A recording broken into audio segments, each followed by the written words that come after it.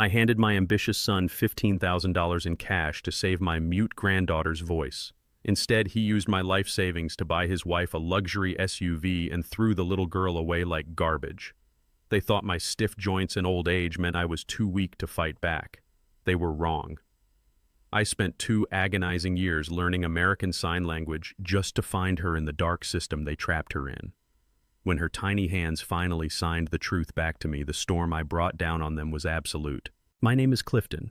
I am 69 years old, and before I tell you exactly how I dismantled my own son's life to save a little girl, let me know which city you are watching from in the comments below. Hit like and subscribe if you believe true family is about sacrifice, not just blood.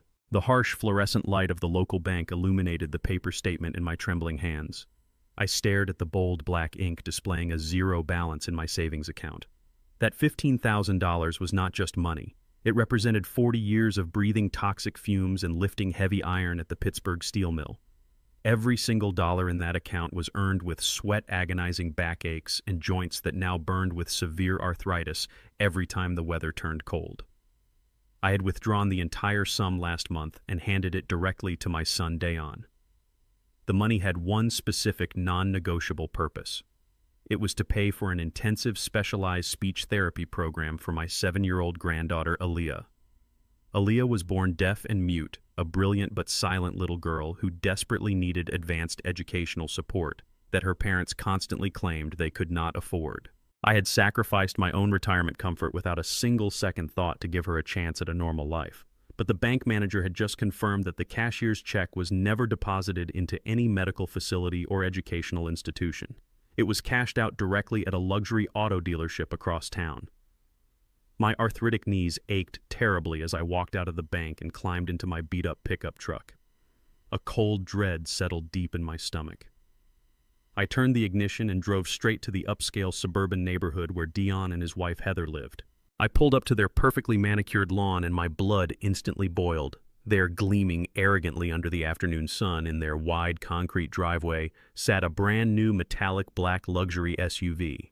Heather was standing right in front of it wearing expensive designer sunglasses and holding her phone up high. She was taking selfies, posing against the shiny hood of the vehicle with a smug, victorious smile on her pale face. I slammed my heavy truck door shut and marched up the driveway. The heavy thud of my steel-toed work boots on the pavement made her turn around.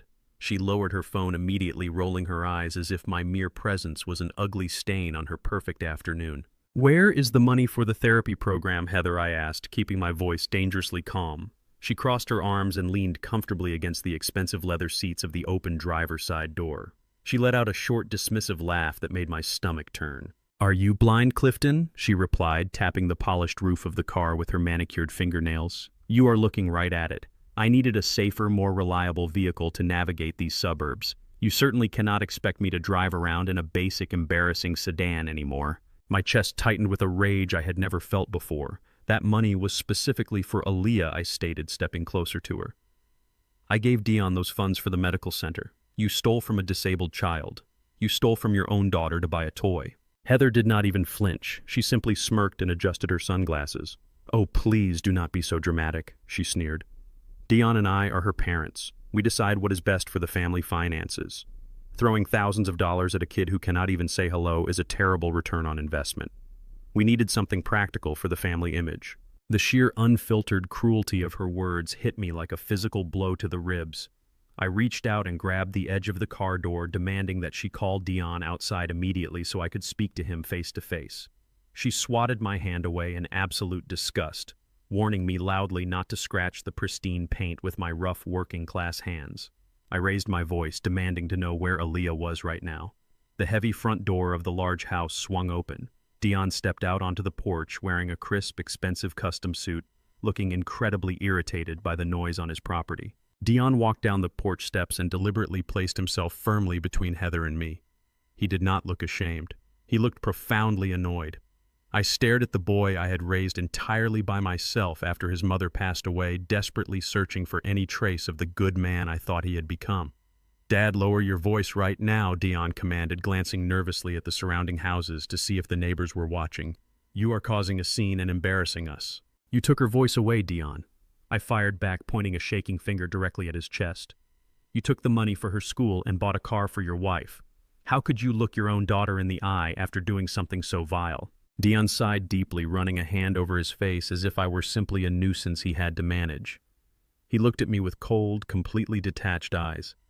"Listen to me carefully, Dad," he said in a smooth, calculated tone. "Aaliyah is a defective product. The specialist said her progress would be incredibly slow if she ever made any real progress at all. Heather and I are young. We have a whole life ahead of us, and we are not going to bankrupt our future pouring limited resources into a bottomless pit. The therapy was a complete waste of money. This new SUV actually serves this family." I felt the ground literally shift beneath my feet. I could not comprehend the monster standing in front of me wearing my son's face. Defective product. I repeated the horrific words, tasting like bitter ash in my mouth. "She is your own flesh and blood. She is an innocent little girl who needs her father." Dion shook his head, a cruel, arrogant smile touching the corners of his mouth. "Actually, we have brand new priorities now," he stated proudly. He reached out and placed a gentle hand on Heather's stomach. "Heather gave birth 2 days ago. We have a new baby boy, a healthy, completely normal, perfect boy who will actually be able to speak to us and make us proud. We simply cannot have Aaliyah draining the financial resources and time that he rightfully deserves." I was entirely paralyzed by the sudden revelation. They had a new child and intentionally kept it a secret from me. Before my mind could fully process the depth of their betrayal, Dion stepped forward and shoved me hard in the chest, forcing me to stumble backward clumsily toward the street. "Get off my property right now, old man," Dion spat, his voice devoid of any warmth or history. "You do not belong here anymore, and we are absolutely done listening to your outdated lectures about morality." He grabbed Heather's arm tightly, pulling her quickly toward the house. They walked inside together without looking back and slammed the heavy oak door. The deadbolt clicked loudly, echoing across the quiet street, effectively locking me out of their lives. I stood entirely alone in the driveway, my heart pounding violently against my ribs, the cold autumn wind biting through my thin jacket. I did not know it at that exact moment, but their cruel dismissal was just the beginning. They had already set a far more sinister plan in motion, one that would force me to tear their entire world apart to save the granddaughter they threw away. 7 agonizing days passed since that heavy oak door slammed in my face. 7 days of a suffocating silence that made my arthritic bones ache worse than any freezing winter shift at the mill. Every time I closed my eyes, the cold, detached look in my son's eyes haunted me. It simply did not make sense. I raised Dion entirely single-handedly after his mother passed away from a sudden, aggressive stroke when he was just 9 years old. I worked grueling double shifts in the sweltering heat of the factory, cooked every single meal we ate, and sat at his parent-teacher conferences with heavy steel dust still clinging to my collar. I sacrificed my own youth to ensure he had a future. We survived that crushing grief together, building a bond I thought was unbreakable.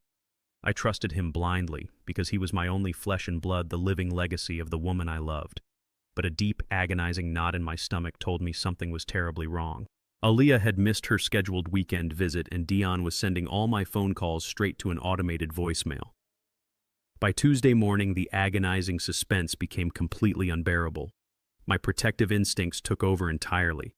I grabbed my worn keys, ignored the sharp, familiar pain shooting through my knees, and drove my heavy truck back out to their upscale suburban neighborhood, absolutely determined to demand the truth. I turned the corner onto their pristine tree-lined street and hit the brakes so hard the heavy tires squealed violently against the pavement.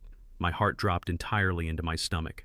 The brand-new luxury SUV Heather had been posing with was completely gone. Dion's sports car was nowhere to be seen. But the most terrifying sight was the oversized, brightly colored for sale sign jammed aggressively into the center of the perfectly manicured front lawn. I threw the truck into park and scrambled out entirely, ignoring the burning sensation in my joints. I ran up the wide concrete driveway and cupped my rough hands against the large front window to block the sun. The massive living room was entirely stripped bare. There were no expensive leather sofas, no massive television screen, no framed family photographs hanging on the freshly painted walls. The house was a hollow, echoing shell. They had packed up their entire lives and vanished without a single word. I pounded my heavy fist violently against the thick front door, the desperate sound echoing hollowly down the quiet, wealthy street, but I knew deep down nobody was inside. They had run away. "They are gone, Clifton," a quiet voice called out from the sidewalk behind me. I spun around quickly to see Mrs. Higgins, the elderly neighbor from across the street, tightly gripping the leather leash of her golden retriever. She looked at me with a sickening mixture of deep pity and severe discomfort. She explained that massive moving trucks came 3 days ago and cleaned the entire property out in a matter of hours. I rushed down the front steps, my chest heaving heavily as I struggled to pull oxygen into my lungs. I demanded to know where they went, and most importantly, where Aaliyah was. Mrs. Higgins shifted her weight nervously, looking firmly down at her shoes. She admitted she did not know where Dion and Heather relocated. But then she dropped a revelation that made my blood run entirely cold. She said the little girl did not go with them. A freezing chill shot violently up my spine, paralyzing my vocal cords. I demanded to know what she meant. She pulled her dog closer and whispered that the night before the moving trucks arrived around 2 in the morning, a large white passenger van pulled up to the curb. It had official state government license plates. 2 people wearing dark uniforms walked inside and brought Aaliyah out into the freezing night air. She was wrapped tightly in a thin blanket, crying silently, her tiny shoulders shaking. They strapped her into the back of the dark van and drove away into the night. The world violently tilted on its axis. My vision blurred completely at the edges as pure, unadulterated panic flooded my veins. A state transport van. 2 in the morning. My beautiful, innocent, silent granddaughter handed over to complete strangers in the dead of night like a piece of stolen property. I did not even bother saying goodbye or thank you to the neighbor. I sprinted back to my truck with a speed I had not possessed in 20 years, my heavy steel-toed boots slamming against the pavement. I shoved the key fiercely into the ignition, the old engine roaring to life as I slammed my foot down hard on the gas pedal. I broke every single speed limit between the quiet suburbs and the downtown police precinct. My mind raced frantically through 100 horrifying scenarios. Had they sold her to cover hidden debts? Had they abandoned her in some remote facility to cover up a terrible accident? They had already stolen her voice, and now they had stolen her physical presence completely. I parked the truck diagonally across 2 designated parking spots right outside the local police station and practically tore the heavy glass doors off their metal hinges as I stormed inside the building. I marched directly up to the elevated front desk, my calloused hands slamming flat against the thick bulletproof glass. The desk sergeant, a heavy-set man with dark, tired eyes, looked up sharply from his computer screen. I leaned closer to the glass and declared loudly that I needed to report a kidnapping immediately. I explained frantically that my wealthy son and his wife had completely disappeared, and they had handed my disabled granddaughter over to unknown strangers in a white van in the middle of the night. I gave him her name, her age, and explained her medical condition, begging him to send units out to find her before it was too late. The sergeant frowned deeply, instantly sensing the raw gravity of the situation. He asked for Dion's full legal name and began typing rapidly into the federal law enforcement database. The loud, rhythmic clicking of his keyboard sounded like a ticking time bomb in the quiet station lobby. After a torturous, agonizing minute, he stopped typing abruptly. He leaned back in his chair, let out a heavy sigh, and looked at me with an expression that made my heart stop beating completely. "Clifton," the sergeant said slowly, his tone shifting from urgent concern to strictly official protocol. "This is not a kidnapping case. Your son and daughter-in-law legally surrendered Aaliyah to the State Department of Child and Family Services 4 days ago.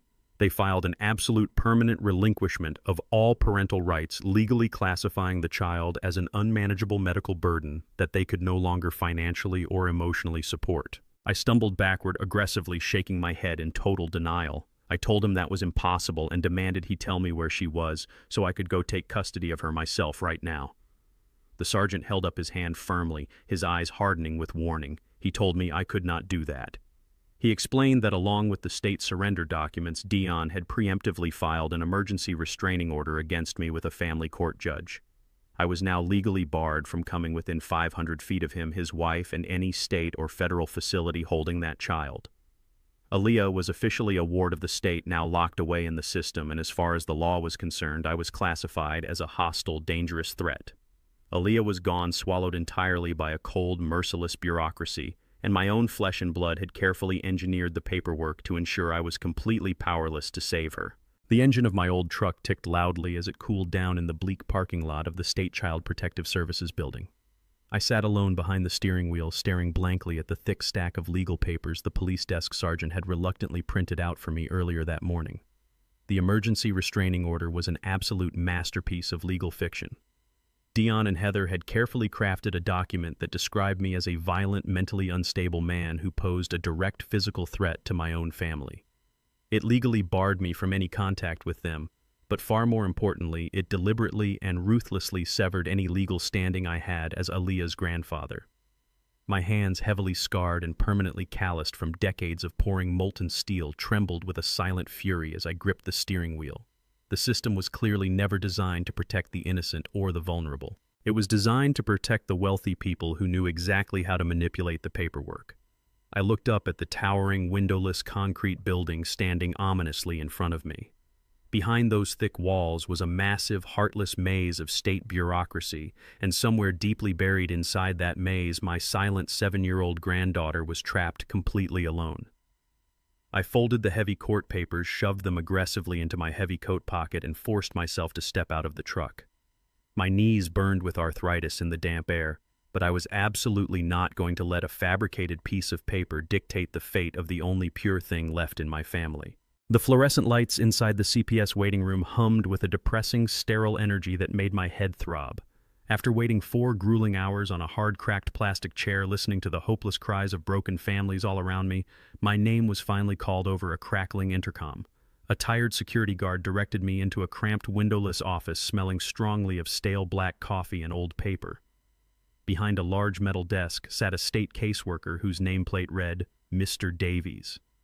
He looked profoundly exhausted, his dark eyes carrying the heavy, detached weight of a man who handled entirely too many broken lives and cared far too little about the individual details of any of them.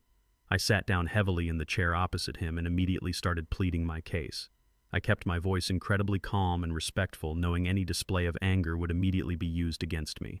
I explained everything clearly. I told him about the $15,000 Dion stole for the luxury SUV, the sudden move under the cover of darkness, and the undeniable fact that Aaliyah was completely mute and deaf. I stressed that she was utterly unable to advocate for herself or call for help in whatever facility they had dumped her in. I begged him to just tell me what city or county she was currently located in so I could hire a proper family lawyer to fight for legal custody. Mr. Davies barely even lifted his head from his computer monitor as I spoke. He lazily typed my legal name and Aaliyah's name into his state database. The moment his finger hit the enter key, a harsh red warning banner must have flashed aggressively across his screen because his entire physical posture changed instantly. He sat back sharply, crossed his arms over his chest, and let out a long, tired sigh. "I cannot help you today, Mr. Clifton," he said flatly, his voice entirely devoid of any human empathy. "The state system clearly indicates an active, severe restraining order against you filed by the biological parents. Furthermore, they officially executed a voluntary, permanent surrender of parental rights, specifically citing severe medical complications. The child is now officially classified as a ward of the state." I leaned forward immediately, my knuckles turning completely white as I gripped the sharp edge of his metal desk. I told him firmly that they did not surrender her for medical reasons. They abandoned her out of pure greed and cruelty so they could focus on their new baby. Mr. Davies shook his head slowly, looking at me as if I were a nuisance. "It does not matter what you believe their personal motives were," he replied coldly. "By state law, you have absolutely zero custodial rights. You are legally classified as a hostile third party. If I give you any information whatsoever regarding the current physical location of that child, I would be committing a federal crime, violating a direct judge order, and losing my pension. I am asking you to stand up and leave my office right now before I call building security and have you arrested for violating the proximity terms of your active restraining order." The absolute finality in his dead eyes was like a heavy steel door violently slamming shut right in my face. The legal system had successfully built an impenetrable brick wall around my granddaughter, and they fully expected an old, tired steelworker to just walk away and let her disappear into the void. I did not argue with him. I stood up silently, turned my back, and walked out of that suffocating government building. I realized right then that playing by their rigged rules was a guaranteed death sentence for Aaliyah. If the state insisted on hiding her behind an unbreakable firewall of red tape and legal threats, I was going to have to tear that firewall down myself using methods they could never track. I drove my truck straight back to my local bank branch on the industrial side of town. I did not bother checking my empty savings account this time. Instead, I walked directly to the secure safety deposit box in the back concrete vault. Inside, a small metal tin was a single physical government bond worth exactly $8,000. It was my absolute last financial safety net. It was the emergency money I had carefully set aside over 20 years for my own funeral expenses, so I would never be a financial burden to anyone when my heart finally gave out. I cashed it out on the spot without a single moment of hesitation and walked out of the bank with a thick paper envelope stuffed with untraceable $100 bills. I knew exactly who I needed to call. During my 40 years sweating at the mill, you meet people who operate entirely outside the boundaries of polite society. I drove to a dimly lit, run-down diner situated near the old shipping shipyards to meet a man named Silas. Silas was a disgraced former police detective who lost his official badge a decade ago due to corruption, but he managed to keep all his backdoor access to the highly classified federal and state databases. He operated strictly in the shadows, asking zero moral questions, as long as the cash was green and untraceable. I slid the thick envelope of funeral money across the sticky diner table along with the names, the birth dates, and a detailed description of Aaliyah's medical condition. Silas counted the heavy stack of money, quickly tucked it deeply into the inside pocket of his worn leather jacket, and promised me he would find exactly where the state buried her before the sun came up. I drove home and sat in my dark, empty living room for 7 excruciating hours, watching the second hand sweep across the wall clock. Just past midnight, my prepaid burner phone buzzed loudly on the coffee table. It was Silas. When I answered, his voice lacked its usual arrogant, confident edge. He actually sounded uncharacteristically grim. He told me he successfully cracked the state placement database, but the news was far worse than I could have ever prepared myself for. The state did not place Aaliyah in a traditional foster home with a loving family. Because of her severe communication disabilities and the medical burden classification, Dion filed the overwhelmed system fast-tracked her directly into a specialized private facility contracted by the government. Silas told me she was routed to a massive compound called Oak Ridge Private Care. My blood ran completely cold as Silas explained what Oak Ridge really was. It was not a hospital, and it was certainly not a school. It was a notoriously corrupt for-profit holding facility hidden deep in the woods of the neighboring county. Silas had pulled their quiet, redacted rap sheet. They were infamous among local underground law enforcement for heavily medicating disabled and nonverbal children with extreme chemical sedatives just to keep them quiet and easily compliant. They operated with absolutely minimal state oversight, essentially functioning as a dark, profitable warehouse for the broken children society wanted to forget. My completely defenseless, silent granddaughter was not just lost in the system. She was locked away inside a living nightmare, and I had to find a way inside that fortress before they broke her beautiful spirit forever. The terrifying reality of Oak Ridge Private Care forced me to bypass the hostile caseworkers entirely and take my fight straight to the county courthouse. Armed with the backdoor intelligence Silas provided, I filed a desperate pro se petition for emergency medical visitation rights invoking my status as a biological grandparent. I stood before a stern family court judge who looked at me over the rim of her glasses with deep skepticism. She had the fabricated restraining order sitting right on top of her desk. She told me frankly that under normal circumstances, I would be arrested just for standing in her courtroom. However, she noted a tiny, obscure loophole in the state welfare code. Because Aaliyah was officially classified as a nonverbal ward with profound communication barriers, the state was legally obligated to allow contact with anyone who could serve as an essential medical communicator. The judge looked at my thick, calloused hands and issued a brutal ultimatum. She would grant me a single, highly restricted visit to Oak Ridge, but only if I could pass an official, rigorous state evaluation proving I was absolutely fluent in American Sign Language. If I failed the test, the petition would be permanently dismissed. A heavy, suffocating silence fell over me. During my 40 years manipulating molten steel bars and operating vibrating heavy machinery at the plant, my hands had been essentially destroyed. My knuckles were massive and swollen with severe osteoarthritis. My fingers were stiff, scarred hooks that could barely grip a coffee mug without sending sharp electric nerve pain shooting straight up to my elbows. Moving my fingers with any kind of delicate precision was pure agonizing torture. But I looked the judge directly in the eye and agreed to her terms without a single second of hesitation. I had exactly 3 weeks until the scheduled court evaluation. What followed was a grueling, torturous marathon of physical and mental endurance that pushed my aging body far past its breaking point. I bought thick, heavy American Sign Language textbooks from a local community college and spent hours watching video tutorials on my small mobile phone. Day 1 was an absolute disaster. I could barely form the basic letters of the alphabet. forcing my stiff arthritic fingers to bend into the rigid complex shapes required by the language felt like driving rusty nails directly into my joints. The pain was so intense it brought hot, involuntary tears to my eyes. My hands shook violently and my forearms cramped until the muscles completely locked up. But every single time the agony made me want to stop, I pictured Aaliyah sitting alone in a dark, heavily medicated room at Oak Ridge. That horrifying image became fuel. I refused to let my physical limitations fail that little girl. I instituted a punishing, relentless daily routine. Every morning before the sun came up, I filled 2 plastic buckets with freezing water and solid blocks of ice. I submerged my hands into the freezing water until the severe inflammation numbed entirely and my skin turned a pale, sickly blue. Once the joints were numb, I quickly dried them off and wrapped my knuckles tightly in heavy athletic tape, physically forcing my crooked fingers into the correct alignments. I sat in front of the cracked mirror in my hallway for 18 hours a day, practicing thousands of different signs. I practiced the subtle syntax, the necessary facial expressions, and the rapid hand transitions.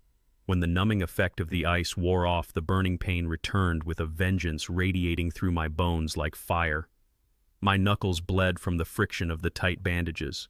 I consumed dangerous amounts of over-the-counter painkillers just to keep my hands moving. When I finally collapsed into bed for a few hours of sleep, my hands throbbed relentlessly against the mattress, keeping me awake. But in the quiet darkness of my house, my signing became faster. It became sharper. It became unmistakable. I was no longer a retired steelworker trying to learn a language. I was a desperate grandfather forging a weapon out of thin air. On the morning of the state evaluation, I sat in a sterile courtroom annex across from an official, highly credentialed state ASL evaluator. Before she walked into the room, I carefully peeled the bloody athletic tape off my hands and shoved my hands deep into my coat pockets. I could not let her see the physical damage, or she might fail me on medical grounds. The evaluator sat down, opened her file, and began to rapid-fire complex, multi-layered sentences at me using only her hands. She tested my vocabulary regarding medical terms, emotional distress, and legal rights. I swallowed the raw, biting pain in my joints and matched her pace perfectly. I caught every single subtle movement she made and signed back with flawless, fluid grammar. I did not flinch. I did not hesitate. I poured every ounce of my love and rage into my hands. After 20 intense minutes, the evaluator stopped. She looked genuinely shocked by the absolute proficiency of the rough, elderly man sitting across from her. She reached for her pen and firmly stamped the official approval seal directly onto my court documents. I marched those documents straight back into the family court. The judge reviewed the stamped evaluation and let out a long, defeated sigh. Bound by the strict letter of the law, she was forced to grant me a temporary emergency visitation order. It was heavily restricted. I was granted exactly 15 minutes. The visit had to be strictly supervised by Oak Ridge medical staff at all times, and I was forbidden from asking the child any questions about her parents. It was a tiny, microscopic window of opportunity, but it was all I needed to breach the walls of their fortress. The Oak Ridge private care facility looked more like a medium-security prison than a medical sanctuary. It was a bleak, sprawling concrete compound surrounded by high chain-link fences situated miles away from the main highway. The clinical smell of heavy bleach and cheap institutional food hit my nose the second I walked through the metal detector at the front entrance. A hostile, burly security guard escorted me down a long, dimly lit corridor into a sterile visiting room that contained nothing but a single plastic table and 2 bolted chairs. A heavy metal door on the opposite side of the room buzzed loudly. An orderly wearing blue scrubs pushed the door open and guided Aaliyah into the room. My heart completely shattered inside my chest. She looked absolutely terrible. Her beautiful face was pale and entirely hollowed out. Her eyes sunken with heavy, dark circles. But the most horrifying detail was the dark purple bruises marring her fragile arms, peeking out from beneath her oversized gray facility shirt. My hands trembled, but I forced a warm, loving smile onto my face. I raised my painful hands and signed a beautiful, desperate greeting telling her how much I loved her and how hard I had fought to find her. Aaliyah stopped walking. She looked directly at my hands, but her eyes were completely dead. They held no warmth, no relief, no spark of recognition. She did not raise her tiny hands to respond. Instead, she deliberately turned her entire body away from me and faced the blank cinder block wall. The realization hit me like a devastating physical blow to the stomach. Dion and Heather had not just abandoned her, They had convinced this innocent little girl that I was the one who threw her away. She believed I had broken my promise to protect her. She absolutely hated me, and my 15 minutes were rapidly ticking away. The heavy metal clock on the cinder block wall ticked away my precious seconds. I stepped to the side, desperately trying to bring myself back into her line of sight. I kept my stiff hands moving, signing simple words of comfort, promising her that I was here to take her home. But as I leaned closer, the harsh fluorescent lighting revealed a terrifying truth. Her refusal to look at me was not just born of anger or betrayal. Her tiny shoulders were slumped forward at an unnatural, lifeless angle. Her breathing was dangerously shallow and completely out of rhythm. I crouched down to meet her eye level, and a cold wave of horror washed over me. Aaliyah's dark brown eyes, usually so bright and remarkably observant, were entirely glassy and unfocused. Her pupils were dilated so widely that they nearly swallowed her irises. A tiny line of drool slipped from the corner of her mouth, and she did not even possess the basic motor function to wipe it away. She was not just giving me the silent treatment, she was heavily, dangerously medicated. The stories Silas had told me about Oak Ridge were not just terrifying rumors, they were chemically erasing my granddaughter right in front of my eyes. Before I could even fully process the depth of their chemical abuse, the heavy metal door buzzed again. A tall woman wearing a pristine white nurse uniform stepped into the visiting room. She carried a small plastic tray holding a single paper cup filled with apple juice. She wore a tight, practiced smile that did not reach her cold, calculating eyes. She announced loudly that it was time for Aaliyah to take her afternoon hydration.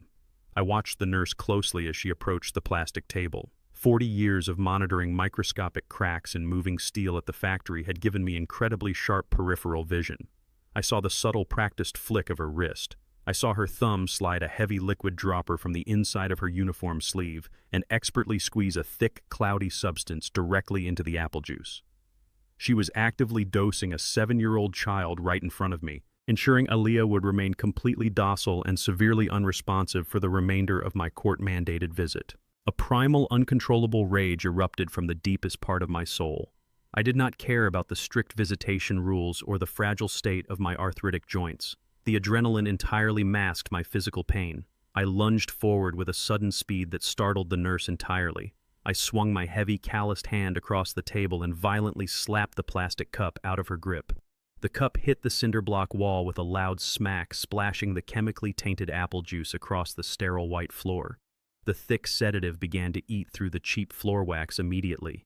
The nurse shrieked loudly, stumbling backward and clutching her chest in feigned terror. I stepped firmly between her and Aaliyah, using my large frame as an impenetrable physical shield. I pointed a shaking finger directly at the spilled liquid and demanded in a roaring voice to know exactly what heavy narcotics she was illegally pumping into my granddaughter's veins.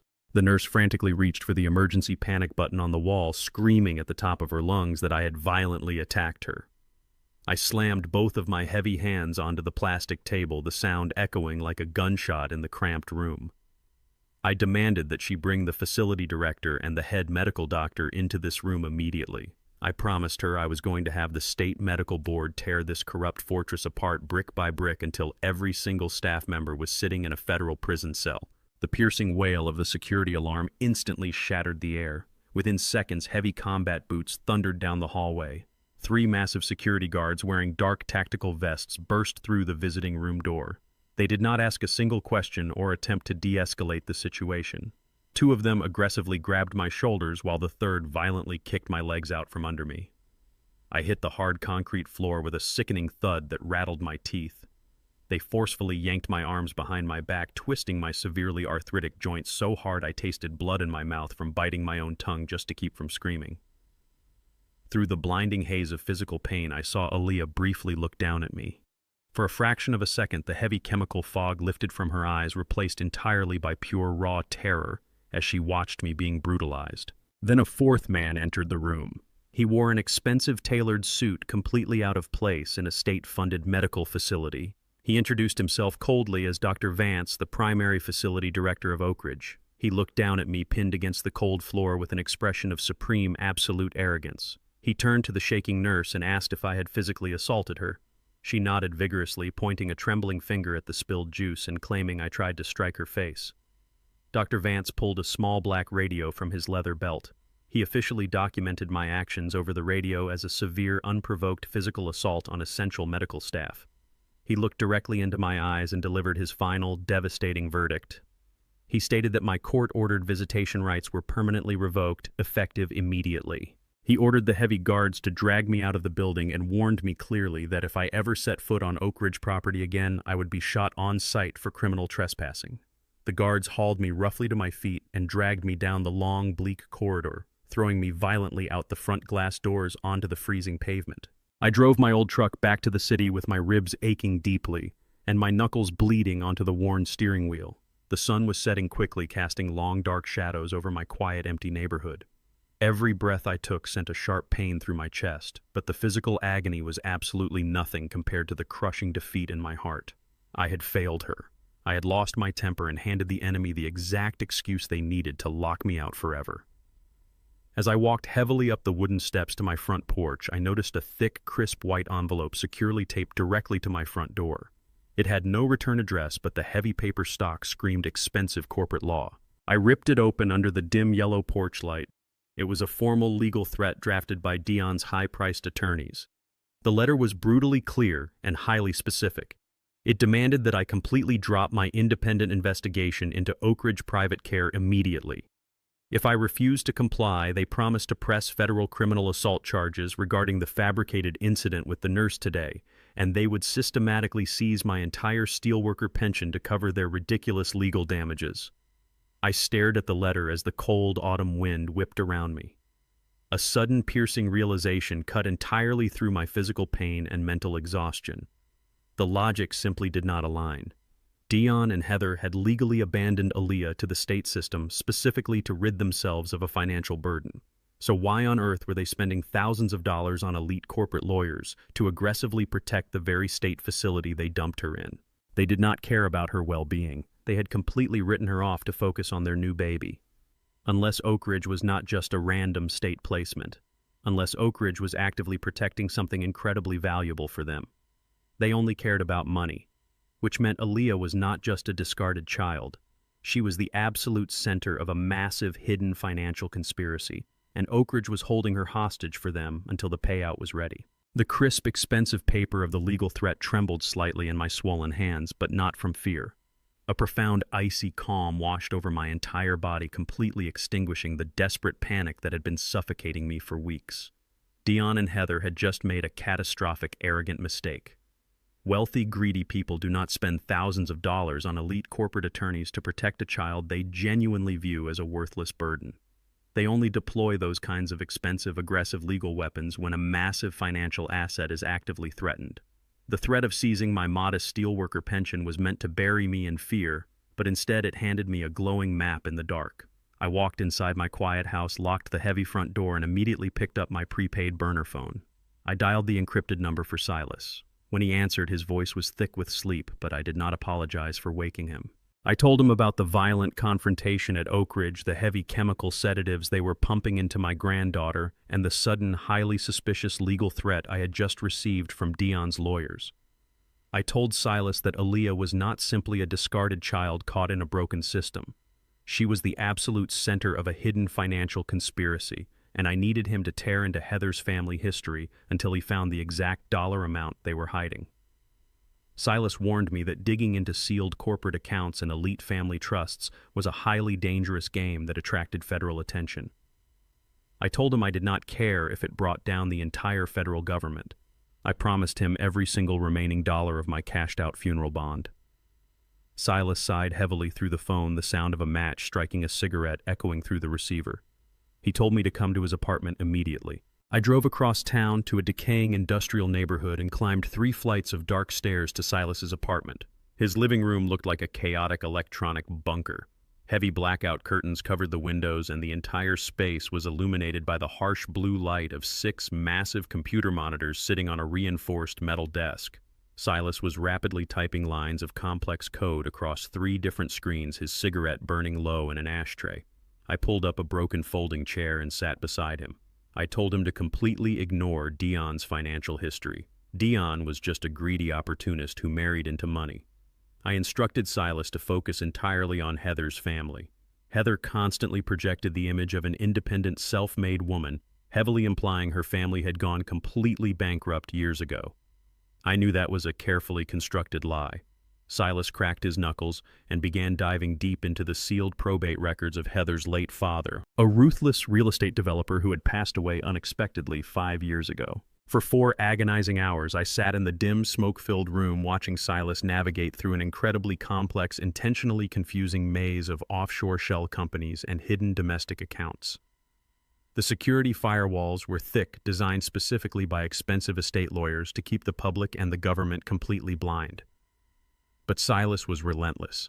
He systematically bypassed a county probate server and finally breached a secure, heavily encrypted archive containing the final, unedited draft of her father's last will and testament.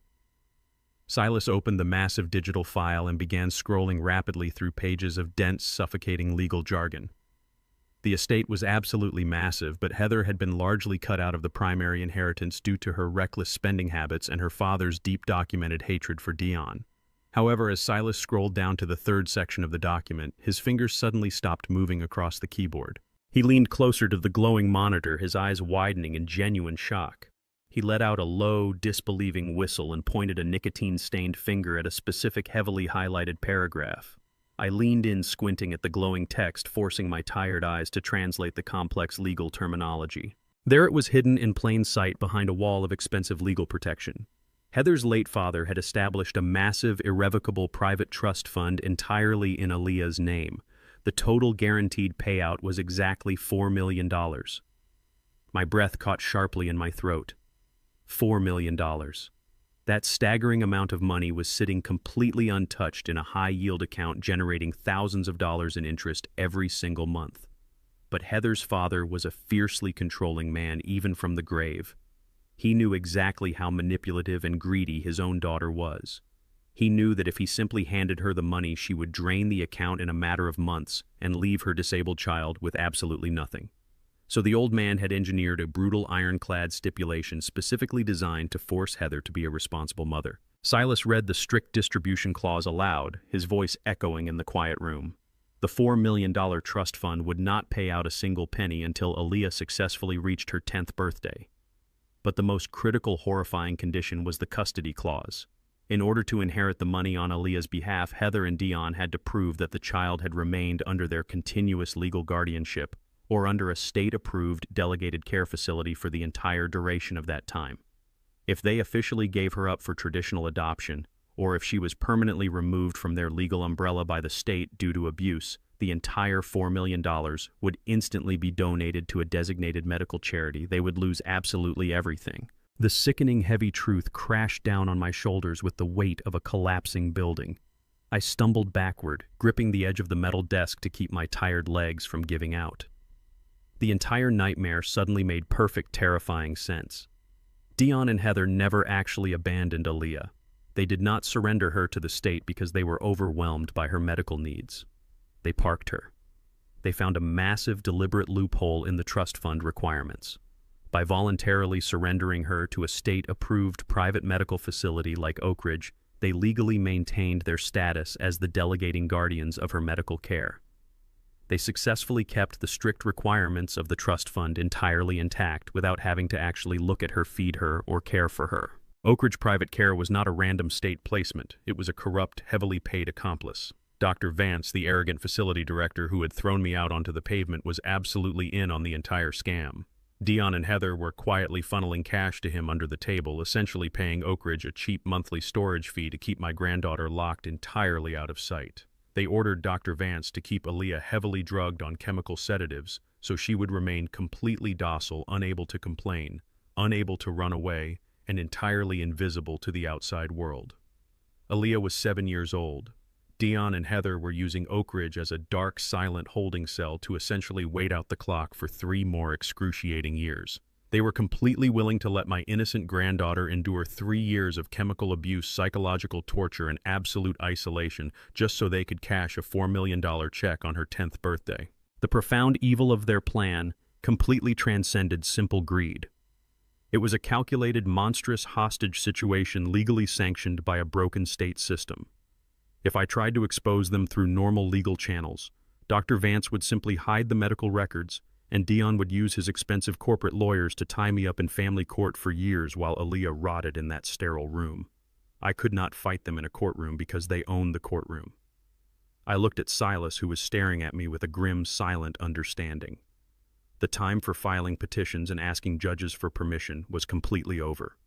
If I wanted to save my granddaughter's life, I was going to have to break every single law they were hiding behind, and I had to do it before Oak Ridge erased her mind forever. Silas did not just uncover the massive $4 million trust fund hidden in the probate records.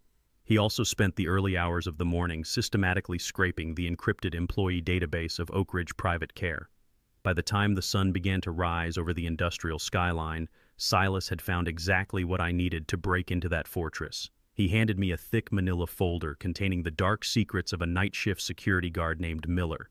Miller was completely buried in $50,000 of debt to a violent illegal sports betting syndicate operating out of the shipping yards. Silas had hacked into the syndicate ledgers and printed the absolute proof. I took those printed pages, loaded a heavy steel police flashlight into the deep pocket of my work coat, and drove my truck back out to that concrete compound under the cover of a freezing torrential midnight rain. I parked half a mile away in a dense thicket of trees and walked the rest of the way through the freezing mud. I waited in the dark shadows near the employee parking lot until Miller stepped out the back door for his scheduled cigarette break. Before he could even strike his lighter, I lunged out of the darkness, pinned his throat firmly against the cold, wet brick wall, and shoved the printed syndicate ledger directly into his face. I told him he had exactly two choices tonight. He could swipe his master security badge and let me inside the restricted medical wing right now, or I would email this ledger to the local police department and the syndicate enforcers simultaneously by pressing a single button on my phone. Miller looked into my eyes, saw that I had absolutely nothing left to lose, and wisely chose to live. He swallowed hard, swiped his badge against the metal door, disabled the exterior perimeter alarm, and led me down a dark, narrow utility corridor. He whispered frantically that I had exactly 10 minutes before the scheduled floor supervisor noticed he was missing from his designated post. I moved completely silently through the dim, sterile hallways of the restricted pediatric wing. The heavy, suffocating scent of industrial bleach and stale urine burned the back of my throat, turning my stomach. I navigated the maze of identical doors until I found her room at the very end of the corridor, marked only with a cold black barcode instead of a human name. The heavy metal door was incredibly thick, but the electronic lock glowed green. I pressed the handle down, slipped inside, and gently closed the door behind me, sealing myself in the dark. The room was nothing short of a prison cell. There were no colorful toys, no educational books, and no warm blankets. There was only a thin, heavily stained mattress resting on a bolted metal frame. Aaliyah was curled tightly into a small defensive ball under a scratchy gray blanket facing the blank cinder block wall. I dropped to my arthritic knees beside the metal bed frame, fighting the sharp, burning pain shooting through my joints. I gently placed my rough hand on her tiny shoulder. She flinched violently, pulling the blanket tightly over her head as if preparing to be struck. I carefully pulled the edge of the blanket back. I raised my swollen, taped hands in the dim yellow light filtering through the barred window above the bed. I frantically signed the exact textbook American Sign Language I had agonized over for weeks. I signed my name. I told her I loved her. I told her I knew about the hidden money and that I was here to rescue her from this nightmare. She stared at my moving hands with completely blank, terrifyingly empty eyes. The heavy chemical sedatives they had forced down her throat were clearly still fighting for absolute control of her brain, but I could also see a massive, impenetrable wall of emotional trauma hiding behind her dark eyes.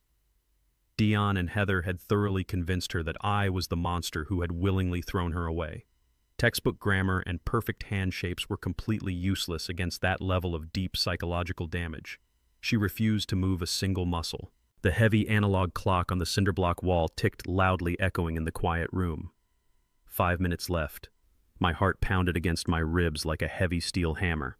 If I could not get her to communicate and willingly come with me right now, carrying a screaming, struggling child through the corridors would guarantee we both ended up caught by the heavily armed guards. I had to reach the little girl trapped deep beneath the forced drugs and the parental lies. I slowly lowered my trembling hands and took a deep, shaky breath. I stopped trying to be a perfect linguistic translator and desperately searched my memories for the days before the world broke our family apart. When Aaliyah was 4 years old, long before Dion bought that massive house, And long before Heather decided a disabled child was bad for her social image, Aaliyah used to sit on my lap on the old wooden front porch. We had invented a silly, highly specific secret hand game. I would form my right hand into a clumsy, crawling spider, walking my rough fingers slowly up her tiny arm. She would use her small hands to form a beautiful butterfly that would swoop down and chase my scary spider away. It was not official, recognized sign language. It was our own private language. I reached out and gently tapped her knee to get her attention. I formed my scarred, deeply arthritic fingers into that familiar, clumsy spider. I walked it slowly across the rough texture of the gray blanket. I made the spider stumble over a fold in the fabric exactly the way I used to do it on the porch. Aaliyah froze completely. Her shallow chest stopped heaving. She slowly lowered the blanket away from her face and stared intensely at my hand. The absolute silence in the room was deafening. For 10 agonizing seconds, absolutely nothing happened. Then slowly, miraculously, her tiny bruised fingers began to uncurl. She brought her small hands together, crossing her thumbs over each other, and gently fluttered her fingers to form the delicate wings of a butterfly. She swooped her hands down and gently tapped my spider. The massive emotional dam inside her chest completely shattered in an instant. Hot, heavy tears instantly flooded her dark eyes, spilling rapidly down her pale cheeks. She threw her thin arms tightly around my neck and buried her face into my heavy, damp work coat, shaking violently with intense, silent sobs. I held her incredibly tight, burying my face in her shoulder, letting my own tears fall freely into her hair. After a long, desperate moment of pure relief, she pulled back. She looked me directly in the eyes, her expression shifting instantly from profound sorrow to an urgent, desperate need to finally be heard. She raised her tiny hands in the dim light. She did not use our silly childhood game anymore. She used perfect, sharp, undeniably clear American Sign Language. She signed the words with a fierce, heartbreaking clarity that proved her brilliant mind was completely intact beneath the drugs. She told me she was so sorry for ignoring me in the visiting room earlier. Her hands moved faster now, shaking heavily with the raw weight of her trauma. She signed that her mother had lied to her. She signed that before they forced her into the state van, her mother had dragged her down the stairs and locked her in the cold, dark basement of their house for 3 entire days. She signed the exact unforgivable words Heather had screamed at her through the wooden door. Mom locked me in the dark. Mom said I was garbage. Mom said you did not want me anymore because my brain was broken. The sheer, unfiltered cruelty of those words, signed flawlessly by a 7-year-old child, struck me with the devastating force of a speeding freight train. Dion and Heather had intentionally tortured her. They had locked a helpless, mute child in a dark basement specifically to break her spirit, ensuring she would be entirely compliant before handing her over to the corrupt state facility. I grabbed her tiny hands gently and signed back fiercely that we were leaving this horrible prison right now and they would never hurt her again. I reached down, wrapping my thick arms around her waist to lift her off the metal bed. At that exact terrifying second, the entire concrete building violently erupted. A deafening, high-pitched security siren began shrieking mercilessly through the ceiling speakers above our heads. Blinding, aggressive red strobe lights began flashing rapidly in the hallway outside the door, casting harsh shadows across the room. Dr. Vance had a hidden motion-activated security camera completely concealed inside the plastic casing of the smoke detector mounted directly above the bed. Through the thick door, I heard the frantic, staticky crackle of a security radio. It was Miller's abandoned radio lying somewhere in the hallway. Dr. Vance was screaming absolute bloody murder over the open security frequency. He shouted that there was an unauthorized intruder actively breaching room 4 in the pediatric wing. But he did not order his guards to come and arrest me.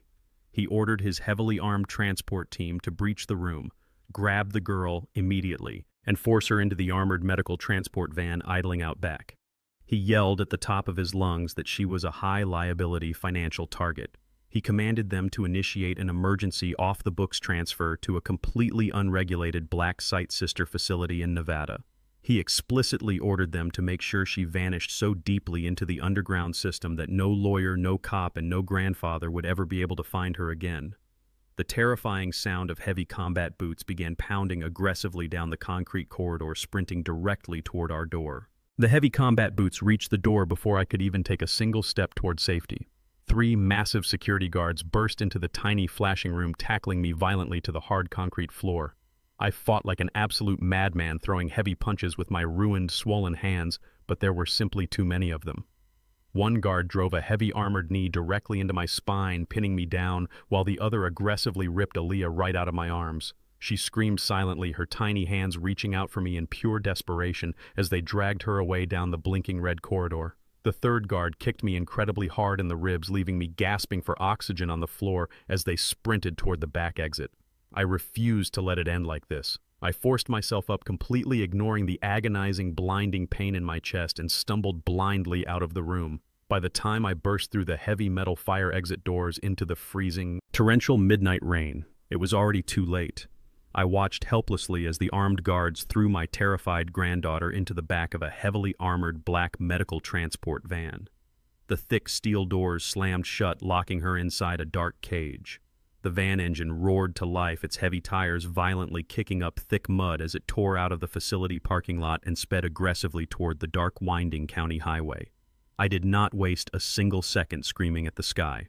I sprinted through the freezing rain and the thick mud toward the dark tree line where I had parked my heavy steelworker truck, my mind entirely set on absolute destruction. I threw myself into the driver's seat of my old pickup truck, my clothes completely soaked and heavy with freezing rain. I jammed the key into the ignition and slammed my heavy work boot down on the gas pedal. The heavy V8 engine roared with a deafening mechanical fury, completely drowning out the sound of the thunder echoing overhead.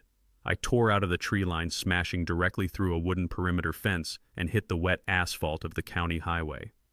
The bright red taillights of the black medical transport van were already a half-mile ahead, disappearing rapidly into the heavy, blinding downpour. I gripped the steering wheel so tightly my damaged knuckles threatened to burst entirely through the skin.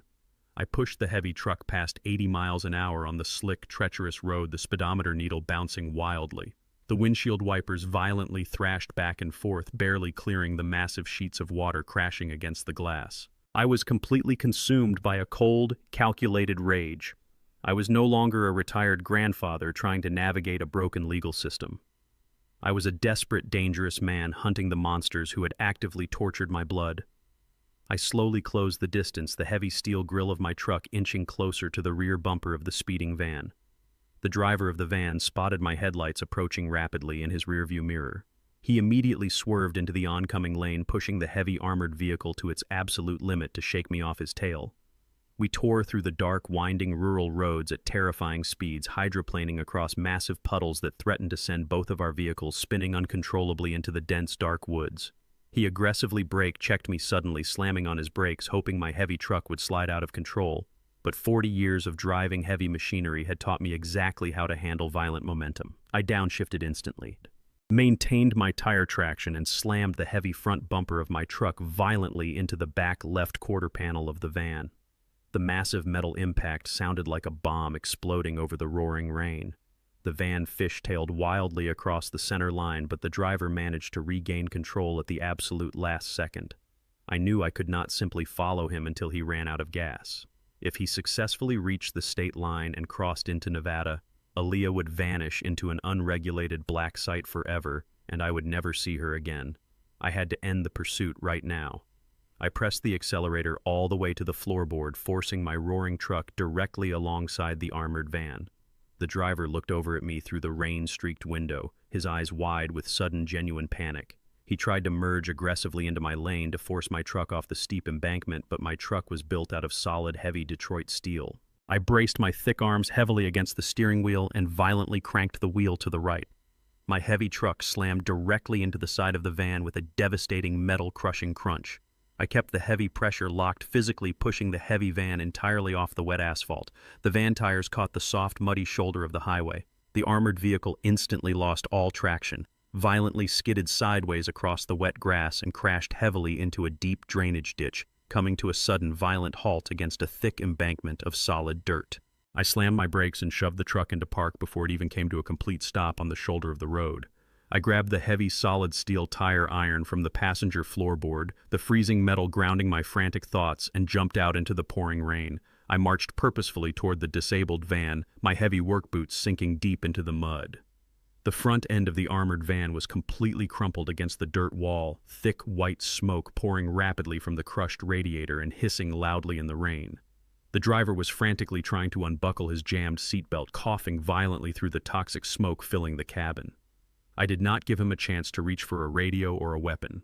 I swung the heavy steel tire iron with every single ounce of strength left in my arthritic shoulders.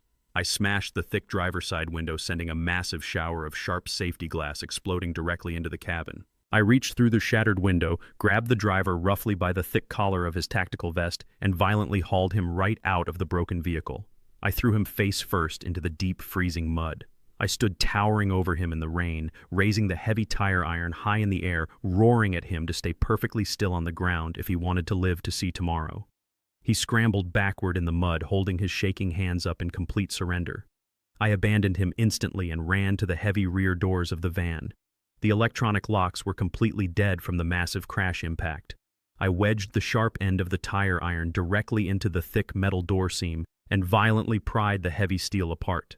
My arthritic hands screamed in absolute agony, muscles tearing and joints popping under the extreme pressure until the heavy locking latch finally snapped with a loud, satisfying crack. I threw the heavy doors open. Aaliyah was huddled tightly in the corner of the dark metal cage, trembling violently, her eyes wide with absolute terror. I dropped the bloody tire iron into the mud, fell to my aching knees in the back of the van, and pulled her tightly into my chest. She wrapped her small, bruised arms around my neck, burying her face into my wet coat. I carefully carried her out of the crushed van and buckled her safely into the passenger seat of my warm truck, wrapping her securely in my heavy, dry flannel shirt. I climbed into the driver's seat and slammed the heavy door shut, locking us safely inside the warm cabin. I looked over at Aaliyah, who was shivering violently from the freezing cold and the harsh residual effects of the chemical sedatives leaving her system. I placed my rough hand gently on her head and promised her that the nightmare at Oak Ridge was permanently over. But as I shifted the heavy truck back into gear to pull onto the highway, a piercing, high-pitched tone erupted suddenly from my prepaid burner phone sitting in the center console. The digital screen lit up the dark cabin with a harsh, glaring red notification. It was a statewide emergency Amber Alert. I picked it up and read the text. It displayed my full legal name, the exact license plate of my steelworker truck, and officially labeled me as an armed, extremely dangerous kidnapper who had violently abducted a severely disabled child from a medical facility.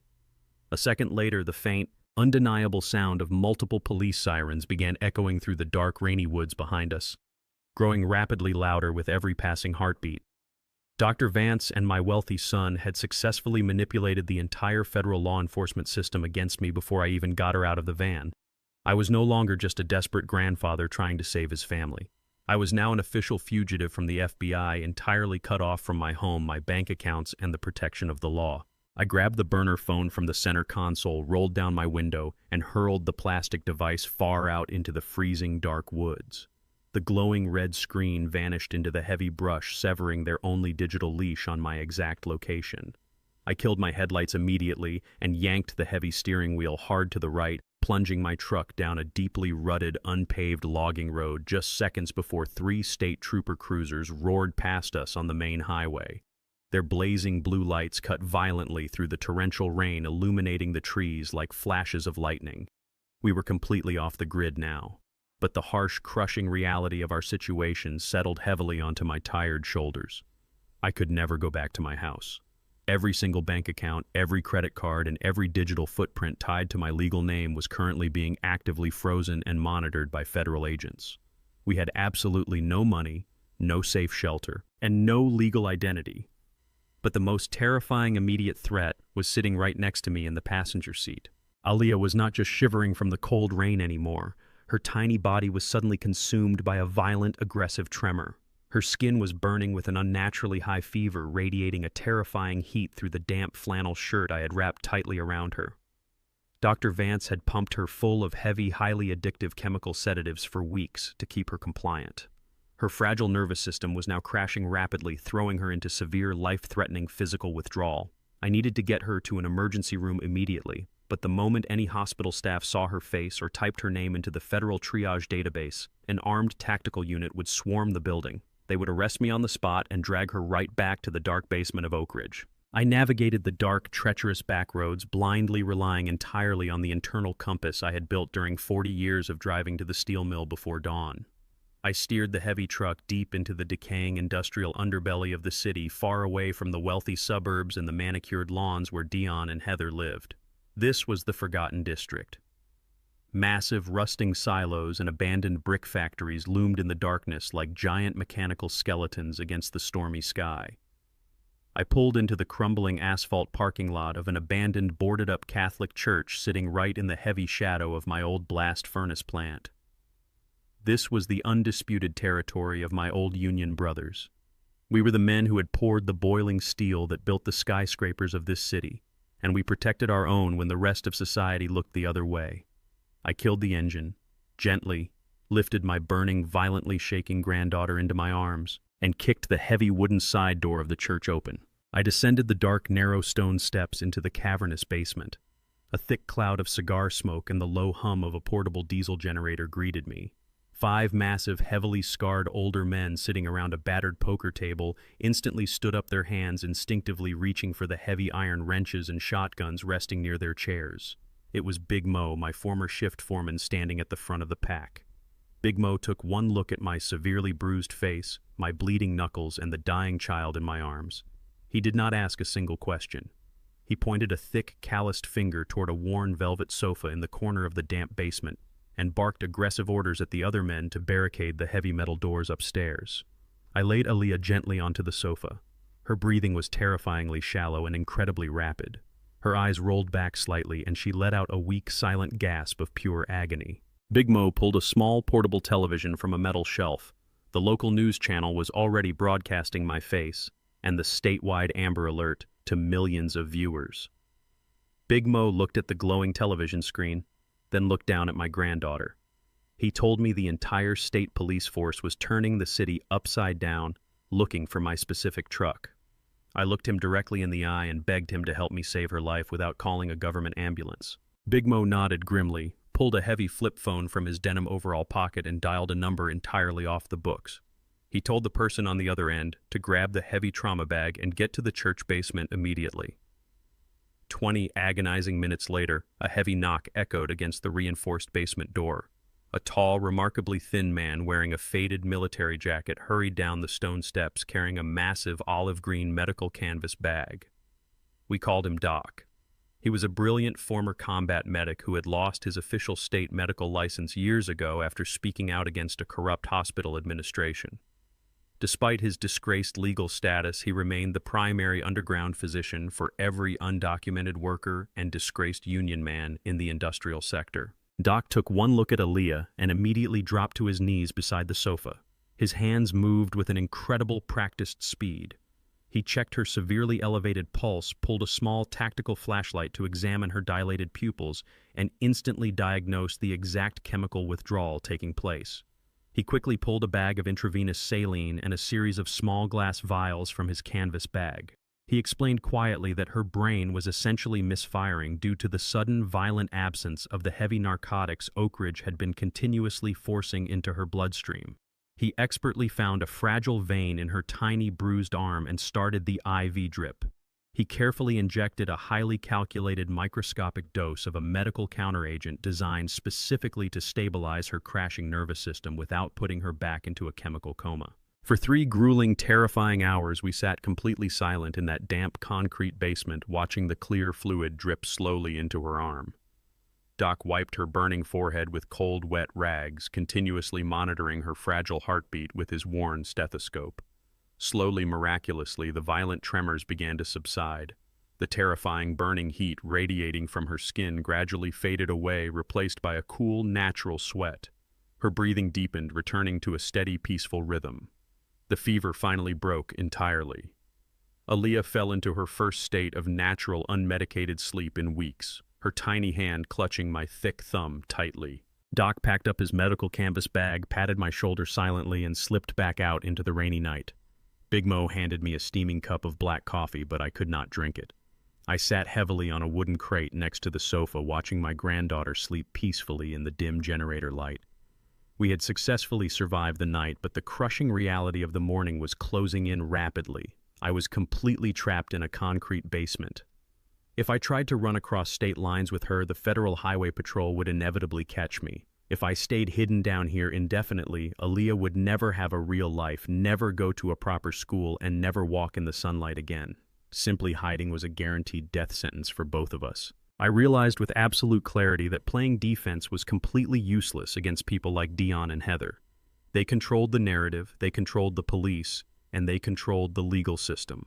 I needed a weapon far more powerful than my old steelworker truck or my bruised fists. I needed a legal nuclear bomb to completely obliterate their pristine public image and tear their $4 million financial fortress down to the very foundation. I asked Big Mo to borrow his untraceable flip phone. I dialed a private, highly exclusive number I had memorized over 20 years ago. It was the direct personal line to Mr. Gallagher. He was currently the most ruthless, feared, and devastating corporate attorney in the entire state. He destroyed massive corporations for a living.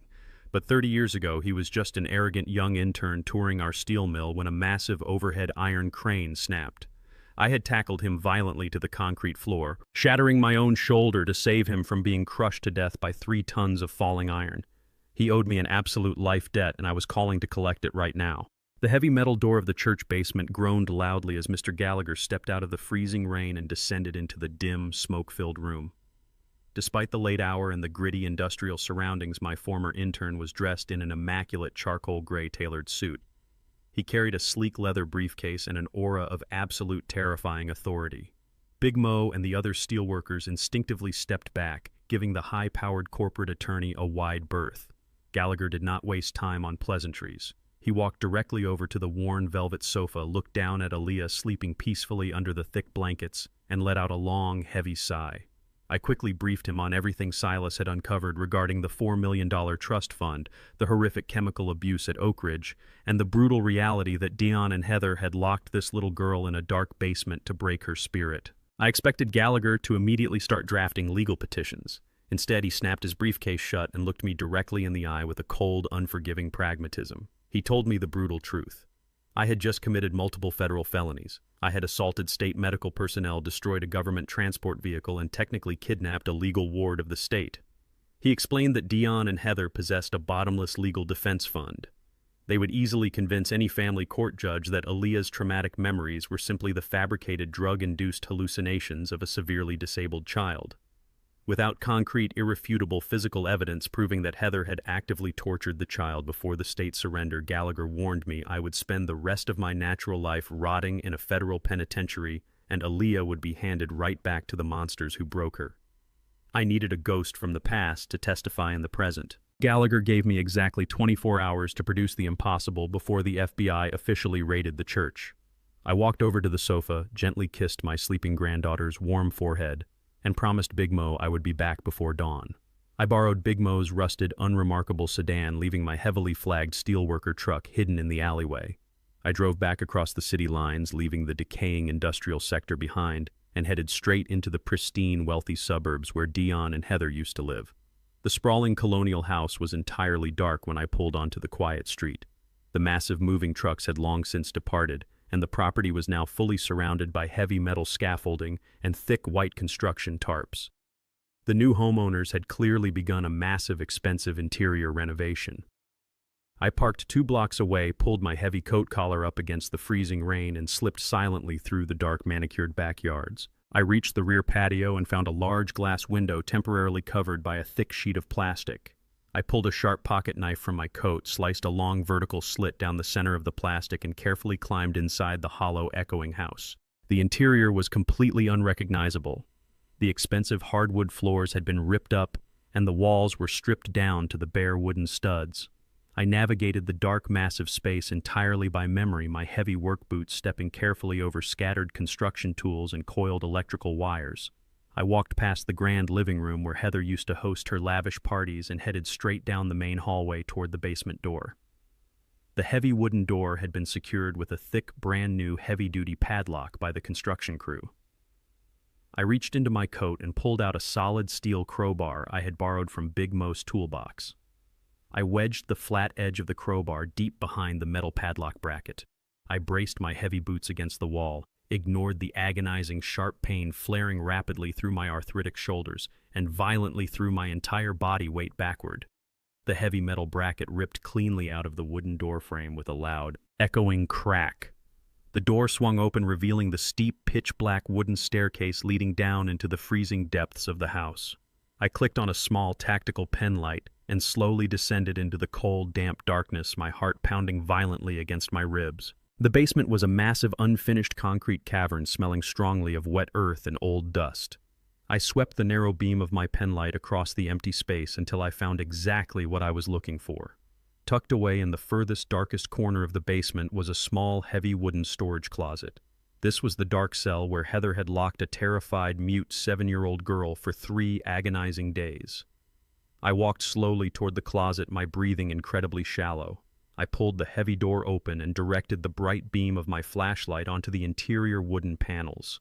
My stomach violently dropped and a sickening wave of pure nausea washed over me. The entire bottom half of the thick wooden door was completely covered in deep, frantic, overlapping scratch marks. I dropped to my knees and examined the deep grooves in the wood. Embedded deep inside the splintered wood were dark, undeniable stains of old, dried blood. It was the physical aftermath of Aaliyah desperately trying to claw her way out of the dark until her tiny fingernails bled. The raw physical evidence of her torture was permanently etched right into the architecture of the house. But bloody scratch marks alone could easily be blamed on a stray animal by a skilled corporate lawyer. I needed the undeniable face of the monster. I stood up and pointed my flashlight directly up at the dark, exposed wooden rafters running across the basement ceiling. 5 years ago, when Dayon first bought this massive house, he had asked me to install a basic security system to save money on installation fees. I had wired the entire house myself. Dion only cared about the exterior cameras covering his expensive cars. He completely forgot about the central electrical breaker box located down here in the basement. Knowing how critical the power supply was to the entire security network, I had secretly installed one additional hardwired micro camera directly above the breaker panel, entirely concealed inside an empty dummy smoke detector casing. I dragged a heavy wooden construction sawhorse over to the center of the room and climbed up my damaged knees, screaming in protest. The dusty plastic smoke detector was still perfectly secured to the wooden rafter. The renovation crew had not reached the ceiling yet. I pulled my pocket knife, wedged the blade into the plastic seam, and popped the casing open. Inside, covered in 5 years of thick dust, was a tiny, self-contained digital hard drive. I carefully extracted the small metal square and slipped it deeply into the inside breast pocket of my coat. I had her. I finally had the absolute, irrefutable proof of Heather's unforgivable cruelty. A sudden, blinding flash of bright white light violently pierced the darkness of the basement. A heavy vehicle had just pulled aggressively into the front driveway, its high-beam headlights sweeping directly through the exposed ground floor windows above me. I instantly killed my penlight, plunging myself back into the pitch-black darkness. Heavy car doors slammed shut, echoing loudly through the empty house. The new homeowners had returned unexpectedly in the middle of the night to check on the renovation progress. I scrambled quickly down from the wooden sawhorse, desperately trying to reach the back staircase. But before I could even take 3 steps in the dark, the deafening, terrifying wail of multiple police sirens erupted simultaneously right outside the front door. The loud crack of my crowbar on the basement padlock had silently tripped the active construction site security alarm over 10 minutes ago. Powerful, heavy flashlights began cutting violently through the darkness at the top of the basement stairs. 2 armed police officers charged down the wooden steps, their service weapons drawn, and pointed directly at my chest. They screamed at me to drop to the concrete floor and put my hands behind my head. I did not fight them. I slowly dropped to my knees on the cold floor and allowed them to violently lock heavy steel handcuffs tightly around my swollen wrists. They aggressively hauled me up and read me my absolute rights, completely unaware that the tiny, dusty hard drive safely hidden inside my coat pocket was about to unleash a legal apocalypse they could never comprehend. The freezing metal bench of the precinct holding cell offered absolutely no comfort for my battered spine. I sat in the dim, sterile light, my hands securely cuffed to the thick iron ring bolted to the concrete wall. The physical pain radiating from my swollen knuckles and severely bruised ribs was a constant burning fire, but it was absolutely nothing compared to the agonizing dread crushing my chest. I had the tiny plastic hard drive safely hidden inside my left shoe, slipped down past my ankle just seconds before the arresting officers patted me down on the basement stairs. But keeping the evidence safe felt like a hollow, entirely meaningless victory. Shortly after sunrise, Mr. Gallagher walked into the holding area wearing his immaculate gray suit, but his face was completely drained of its usual arrogant confidence. He sat on the metal stool across from me and delivered the devastating blow. The state police had managed to trace the GPS signal from the disabled medical transport van directly back to the industrial sector. A heavily armed federal tactical unit had violently raided the abandoned church an hour ago. Big Mo and the other steelworkers were arrested on multiple felony harboring charges, and Aaliyah was ripped away from the only safe place she had known. Gallagher told me she was currently being held in a secure, undisclosed state medical ward under heavy armed guard. It felt like the entire world had just collapsed entirely onto my shoulders. I had sacrificed everything, risked the lives of my oldest friends, and pushed my body past its absolute physical limits only to end up exactly where my wealthy son wanted me. Gallagher pulled a sleek silver tablet from his leather briefcase and slid it across the cold metal table. He told me to watch the screen carefully so I understood exactly what kind of war we were fighting. The screen illuminated with a live broadcast from a major national news network. The footage showed the wide marble steps of the downtown federal courthouse completely swarmed by flashing cameras and dozens of eager reporters. Standing right at the center of a massive podium surrounded by a wall of elite high-priced corporate attorneys were Dion and Heather.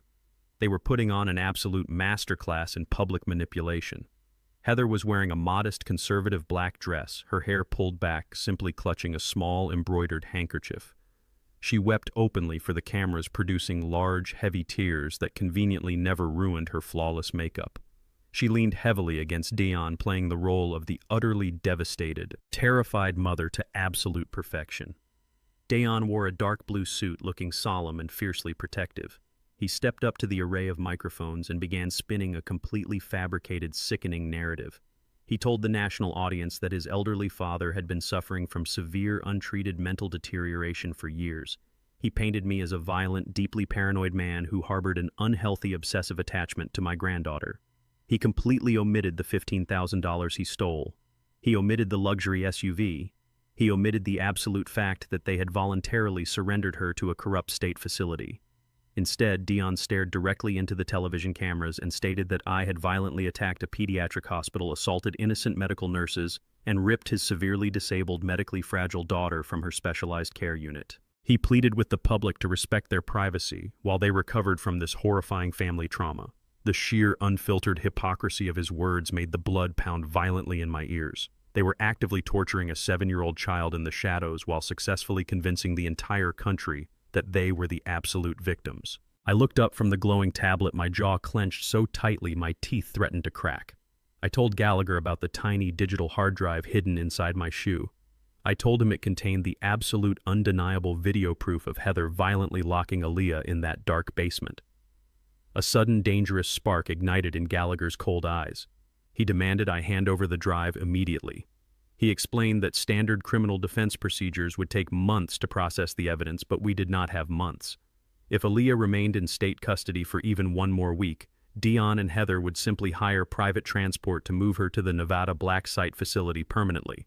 We had to strike right at the absolute heart of the beast. Gallagher stood up, buttoned his suit jacket, and completely bypassed the normal criminal arraignment process. Using his massive network of political favors and dark leverage within the judicial system, he forced an emergency, highly irregular family court hearing to address the active restraining order and the immediate physical custody of the child. It was a massive, incredibly risky legal gamble. Gallagher successfully pulled major strings to bypass the standard chain of custody protocols, bullying a terrified court clerk into officially admitting the dusty hard drive into the evidentiary record just minutes before the hearing began. Heavily armed guards transferred me from the freezing precinct directly to the bustling downtown courthouse. I was marched into the grand oak-paneled courtroom, still wearing my wrinkled, damp work clothes and heavy steel handcuffs.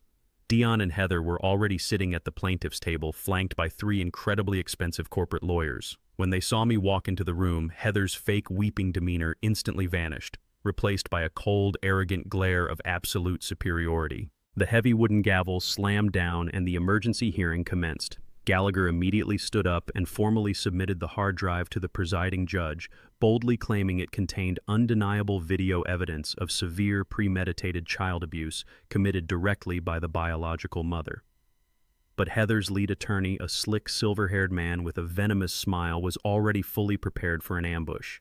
He stood up and launched a devastating, highly coordinated legal counterattack. He loudly argued that the hard drive was completely inadmissible. He claimed that because I had illegally broken into an active construction site in the middle of the night, any evidence I found was legally poisoned. He went even further, suggesting to the judge that a mentally unstable former steelworker could have easily fabricated or digitally altered the old footage to frame his wealthy son. Gallagher fiercely countered that the child herself could verbally confirm the events on the video, but the silver-haired lawyer simply smiled wider. He immediately filed a heavily documented medical motion backed by Dr. Vance from Oak Ridge, legally declaring Aaliyah completely mentally incompetent to testify. He argued that her profound muteness, combined with her severe intellectual disabilities and the recent trauma of my violent kidnapping, rendered her entirely incapable of distinguishing truth from fiction in a court of law. The judge, an older, exhausted-looking man, looked down at my massive criminal rap sheet from the previous 24 hours. He looked at the impeccably dressed parents.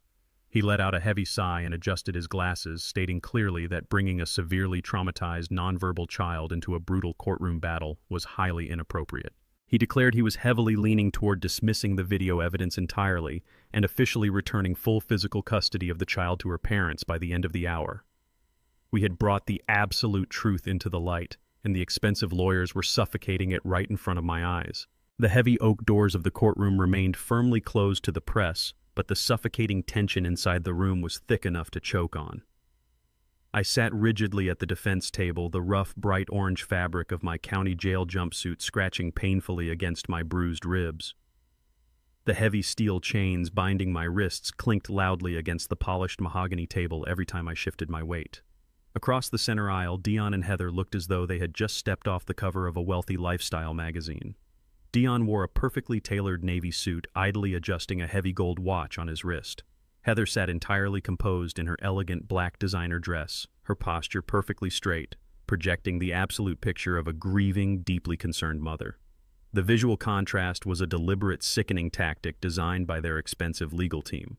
They wanted the judge to see a pristine, successful, loving family being terrorized by a deranged, violent grandfather dressed in the neon colors of a convicted criminal. The judge looked down at me from his elevated bench with profound disgust, completely ready to dismiss my claims and hand my granddaughter right back to the monsters sitting 10 feet away. But Mr. Gallagher did not become the most feared corporate attorney in the state by surrendering when a piece of evidence was blocked. He possessed a terrifying predatory calmness. If the judge refused to look at the violent video evidence from the basement due to a technicality, Gallagher was simply going to publicly butcher their pristine character until the judge had no choice but to listen. He stood up, buttoned his suit jacket, and completely abandoned the argument over the hard drive. Instead, he formally called Dion to the witness stand. Dion stood up confidently, offering a warm, respectful smile to the judge as he swore on the Bible. He sat in the wooden witness box looking entirely unbothered, completely arrogant in the belief that his wealth made him absolutely bulletproof. Gallagher approached the stand holding a thick stack of financial documents Silas had pulled from the dark web. He did not ask Dion about his parenting style. He asked him about the $15,000 I had handed him in cash specifically for Aaliyah's speech therapy. Dion smiled condescendingly, stating smoothly that he had deposited the funds into a general family account to manage her overall care. Gallagher did not raise his voice. He simply handed a stamped, certified bank receipt to the bailiff who passed it to the judge. Gallagher stated for the court record that exactly 2 hours after I handed Dion the cash, $15,000 was wired directly from that account to a luxury auto dealership to purchase a premium SUV registered exclusively in Heather's name.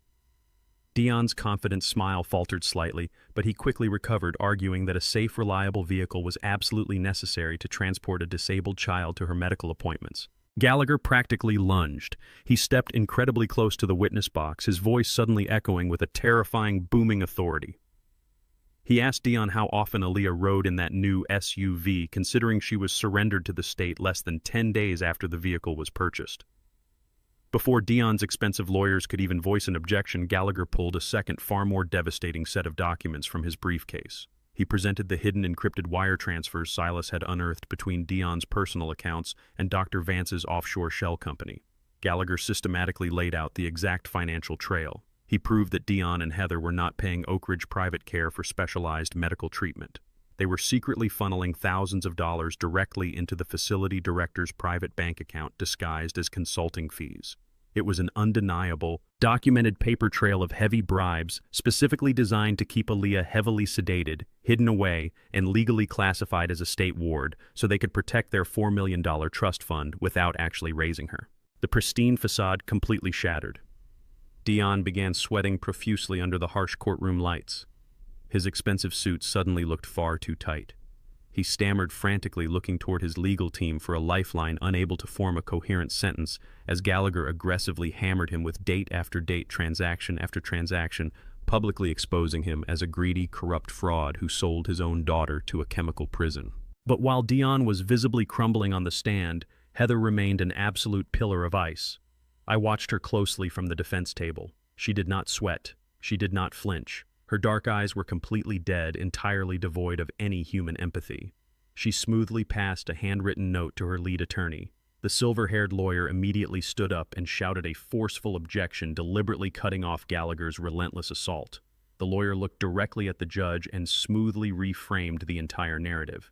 He argued passionately that Dion was simply an overwhelmed father trying to secure premium private care for his disabled daughter in a notoriously underfunded state system. He claimed the consulting fees were entirely legal retainers for Dr. Vance's exclusive medical expertise. Heather sat perfectly still, radiating a terrifying sociopathic calm. She knew exactly what game they were playing. She knew that looking bad on a financial ledger was absolutely not the legal equivalent of physical child abuse. Her lawyer aggressively demanded that the court stop allowing this hostile financial witch hunt and immediately return the terrified child to her loving, wealthy parents. The heavy courtroom fell completely silent as the judge reviewed the financial documents. He took off his glasses and rubbed his tired eyes. He looked down at Gallagher and delivered a devastating, strictly legal ruling.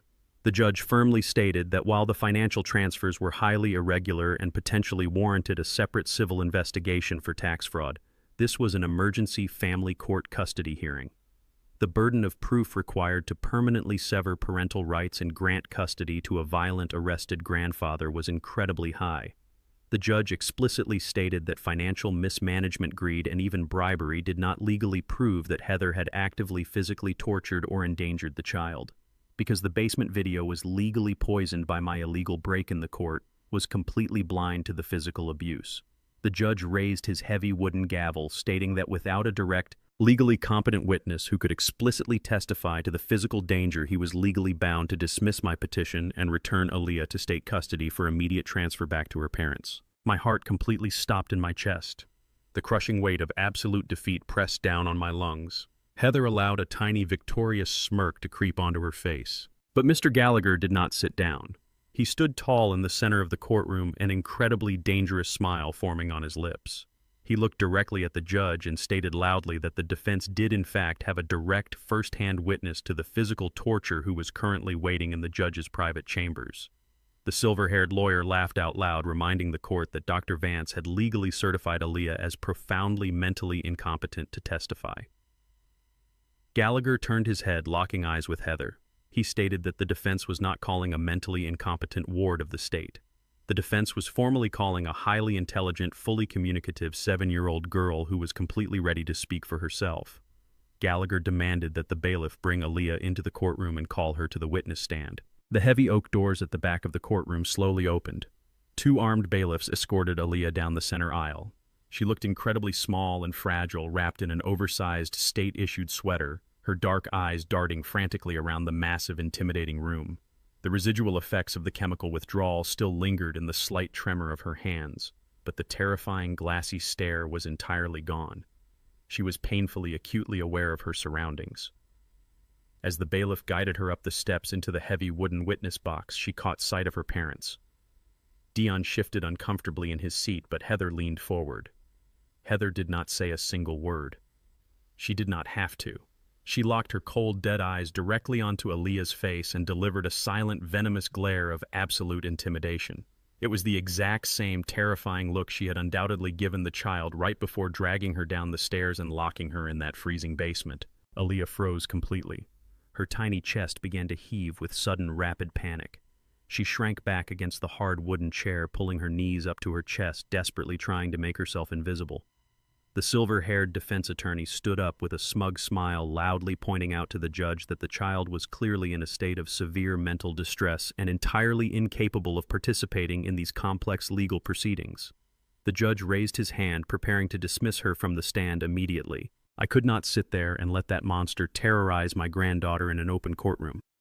I completely ignored the heavy steel chains binding my wrists and stood straight up from the defense table. The heavy metal chair scraped loudly against the polished marble floor, instantly drawing the attention of every single person in the room. The armed bailiff standing behind me immediately reached for his weapon, shouting a harsh command for me to sit back down. I did not move a single muscle. I locked my eyes entirely on Aaliyah. I raised my swollen, bruised hands as high as the heavy steel handcuffs would possibly allow. My knuckles were thick with severe arthritis, heavily scarred from the freezing ice water and the brutal tearing of the metal van doors the night before. Every single joint screamed in absolute burning agony as I forced my fingers to bend into the precise shapes of American Sign Language.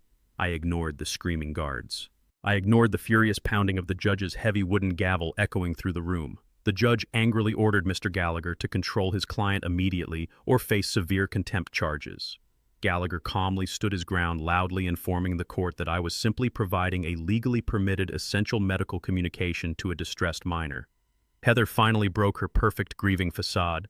She saw the immediate connection forming between us and panicked. She practically jumped out of her chair, her voice shrill and desperate, demanding the bailiffs physically remove me from the room. But I poured every ounce of my fierce, unconditional love into my ruined hands. I looked right past Heather's venomous glare and signed a single, powerful sentence directly to my trembling granddaughter. "Do not fear the dark, my son. I am standing right here in the light with you." The chaotic shouting in the courtroom seemed to fade entirely into the background. For a brief, suspended moment in time, the massive room completely disappeared.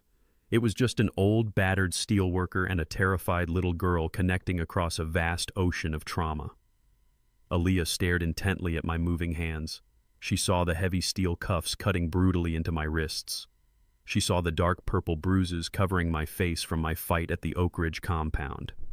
She suddenly understood the massive, terrifying physical price I had willingly paid just to be in this room with her. I had fought through monsters, armed guards, and the entire federal law enforcement system just to give her a voice. I was not going to abandon her now, and she finally realized she no longer had to face the monsters alone. The violent trembling in her tiny shoulders suddenly stopped. Aaliyah took a deep, shaky breath and slowly lowered her legs from her chest. She sat up incredibly straight in the oversized wooden chair, her small spine stiffening with a newfound undeniable courage. She turned her head slowly, completely ignoring her furious mother, and looked directly up at the towering judge. She raised her own small, bruised hands into the air. Her movements were not the clumsy, hesitant gestures of a broken child. They were sharp, precise, and flawlessly executed. She signed a formal direct request to the court. Mr. Gallagher instantly translated her movements for the shocked room. She is officially requesting the immediate presence of a state-certified American Sign Language interpreter.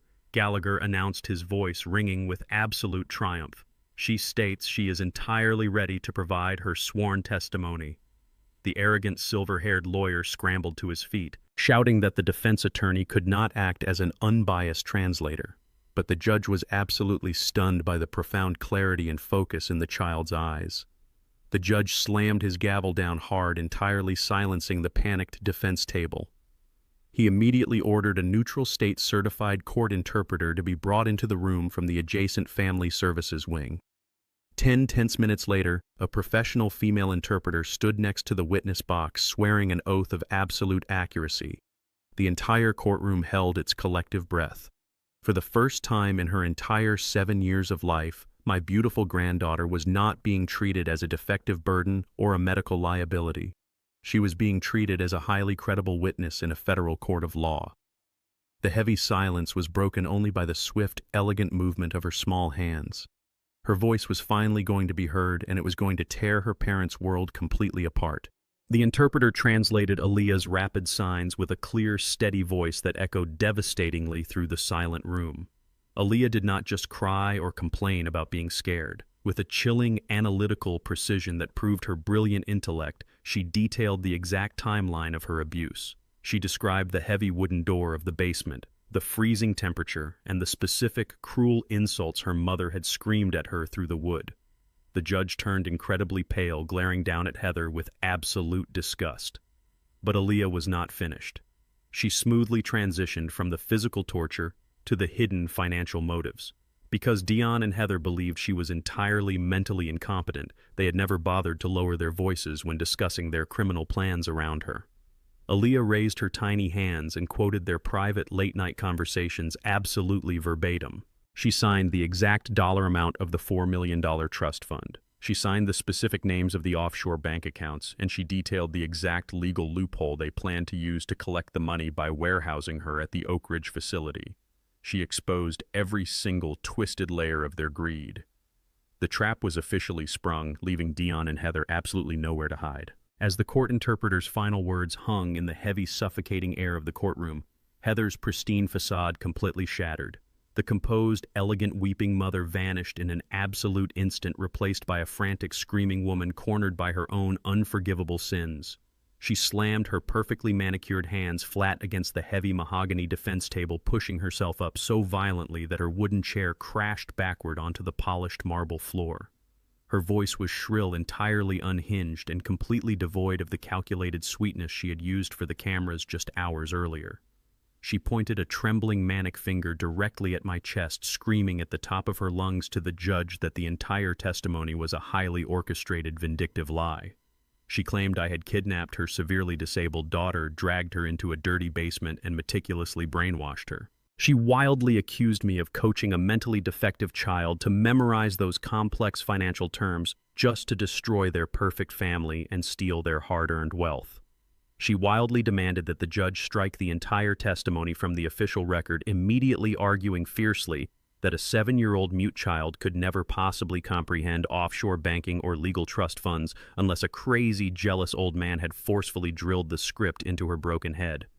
Dion grabbed her arm, trying desperately to pull her back into her seat, whispering frantically for her to calm down and let the lawyers handle it, but she violently shoved his hands away.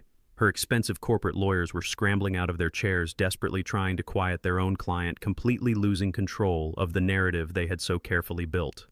The entire courtroom erupted into chaotic shouting, with the armed bailiffs stepping forward, their hands resting cautiously on their duty weapons, preparing to physically restrain the wealthy mother. Mr. Gallagher did not raise his voice to interrupt her frantic meltdown. He simply stood perfectly still in the center of the courtroom, his hands casually resting in his suit pockets, letting her dig her own grave deeper and deeper with every desperate, shrieking accusation. He waited patiently for her to completely run out of breath. When she finally stopped screaming, her chest heaving heavily, Gallagher slowly turned his attention to the elevated bench. He addressed the judge with a terrifying, predatory calm. He stated that the plaintiff was absolutely correct about one specific thing. A 7-year-old child could not possibly invent this complex financial scenario, nor could she invent the hyper-specific details of the basement architecture. However, Gallagher pointed out with lethal precision, the child's sworn direct testimony now provided the exact necessary legal foundation to review the previously dismissed physical evidence. Since the child had verbally introduced the basement into the court record, the defense now had the absolute legal right to corroborate her story. He formally requested permission to play the digital hard drive, not as a primary accusation of a crime, but as direct, undeniable corroboration of the child's sworn statements under oath. The judge, his face hard as granite and clearly sickened by Heather's outburst, immediately overruled the frantic, desperate objections of the silver-haired lawyer. The judge aggressively ordered the court clerk to connect the dusty hard drive to the massive overhead monitor suspended above the jury box. The massive digital screen flickered to life, bathing the tense courtroom in a harsh, pale light. The entire room plunged into complete, suffocating silence. You could hear a pin drop on the marble floor. The video was entirely silent, recorded in stark, grainy black and white by the hidden camera I had installed 5 years ago. But the digital timestamp blinking steadily in the bottom right corner perfectly matched the exact weekend before Aaliyah was surrendered to the state transport van. The camera angle looked directly down from the exposed wooden rafters of the basement ceiling, capturing the heavy wooden storage closet perfectly in the center of the frame. For a few tense seconds, the basement was empty. Then, the heavy door at the top of the stairs violently burst open. Heather appeared on the screen. She was not wearing her elegant black designer dresses or her expensive jewelry. She wore casual, expensive athletic clothes, her face twisted in a mask of pure, unfiltered, demonic rage. She was physically dragging Aaliyah down the steep wooden stairs by her fragile, tiny arm. Aaliyah was fighting desperately, her tiny feet scrambling and slipping against the wooden steps trying to anchor herself, but Heather was simply too strong. Heather reached the bottom of the stairs and threw the little girl violently onto the hard, freezing concrete floor. Aaliyah scrambled backward in absolute terror, pressing herself tightly into the corner of the concrete wall. Heather then walked over to the wooden steps and picked up a small plastic tray holding a single piece of dry bread and a cheap plastic cup of water. She did not set it down gently for her daughter. She aggressively hauled her arm back and hurled the heavy plastic tray directly at the child's head. The tray smashed against the concrete and the plastic cup bounced violently off Aaliyah's thin shoulder, spilling cold water all over her fragile shirt. Heather pointed a furious, threatening finger right at the weeping child, her mouth moving aggressively in silent, undeniable insults that perfectly matched the cruel, horrific words Aaliyah had just signed to the court moments ago. Then the undeniable climax of her cruelty played out for the world to see. Heather grabbed the child by the shirt, shoved her roughly into the small, dark storage closet, and slammed the heavy wooden door shut with incredible force. The camera clearly captured Heather snapping the heavy metal padlock firmly into place. The video showed Heather turning her back on her weeping daughter, walking calmly back up the wooden stairs, turning off the basement lights and leaving her own flesh and blood completely trapped in the pitch-black darkness to suffer alone. A collective horrifying gasp violently ripped through the crowded courtroom. Several hardened court reporters physically covered their mouths in sheer absolute disbelief. The stark, irrefutable reality of a wealthy, privileged mother treating her own disabled child like a stray, unwanted animal was playing on a continuous, undeniable loop for the entire room to witness. There were no legal loopholes left to exploit. There were no expensive public relations spins that could erase the horrific violence captured on that screen. The judge stared intently at the massive monitor, his face completely drained of all color, his jaw tightly clenched in pure, unadulterated disgust. He slowly looked down at Heather. She was now completely frozen in her chair, staring blankly at the glowing screen as her pristine, carefully crafted public image was entirely incinerated in front of her eyes. She had no more fake tears to cry. She had no more arrogant lies to spin. Even her own high-priced, silver-haired defense attorney physically took a full deliberate step away from her at the counsel table, realizing his entire legal strategy was absolutely dead, and his own professional reputation was now completely contaminated by her evil. Dion buried his face deeply in his trembling hands, shaking uncontrollably as the sheer crushing magnitude of their exposure finally crashed down upon his shoulders. He knew instantly that they were both going to a federal prison. The judge grabbed his heavy wooden gavel and slammed it down onto the sounding block with such intense, furious force that the sharp crack echoed like a gunshot in the silent room. He did not hesitate for a single second. He immediately ordered the armed court bailiffs to place both Dion and Heather under temporary maximum security court, supervised detention pending immediate federal indictments for severe child abuse, reckless endangerment, and felony fraud. I looked over at the witness box. Aaliyah was not watching the terrifying screen. She was looking directly across the room at me, a tiny, beautiful, relieved smile finally breaking through the heavy, dark shadows in her eyes. We had won the hardest battle. We had dragged the monsters completely into the light and stripped them of their power. But the silver-haired lawyer was paid an exorbitant, ridiculous amount of money to fight aggressively until his absolute last breath. Seeing his clients being handcuffed by the bailiffs, he frantically scrambled to salvage the absolute only thing his greedy clients actually cared about. He stood up nervously, adjusting his expensive silk tie, and addressed the furious judge with a sickening level of legal audacity. He formally conceded that his clients would face severe criminal consequences for their deplorable actions shown on the video. However, he quickly pivoted his argument to address the massive financial elephant sitting in the middle of the room. He loudly declared to the court that criminal child abuse charges did not automatically void a legally binding multi-million-dollar private estate trust fund. He argued with arrogant supreme confidence that the $4 million was completely protected by ironclad bloodline inheritance laws established by Heather's late father. He stated clearly that even if Dion and Heather were officially declared terrible abusive parents and sent away to federal prison, the money was legally tied to their biological status as the primary guardians at the exact time the trust was originally created. He smirked maliciously at me across the aisle, his voice dripping with pure corporate greed. He declared openly that I might have successfully manipulated the court into granting me physical custody of a broken, traumatized child, but I would absolutely never be allowed to touch a single solitary penny of their family money. The lawyer's arrogant smile widened as he proudly proclaimed that the wealth still belonged entirely to them and the law absolutely protected their money above all else. The arrogant proclamation of the silver-haired defense attorney echoed through the cavernous courtroom, dripping with the absolute certainty of a man who believed wealth could conquer any consequence. He stood tall, adjusting his silk tie, fully expecting us to crumble under the heavy weight of corporate estate law. He believed he had successfully salvaged the $4 million prize for his wicked clients. But Mr. Gallagher did not look defeated. Instead, a slow, incredibly sharp smile spread across his face. It was the exact smile of a seasoned predator watching its prey willingly step directly into a meticulously placed steel trap. The moment I had been waiting for, the silent adjustment of power I had promised myself when they first threw me out of their driveway, had finally arrived.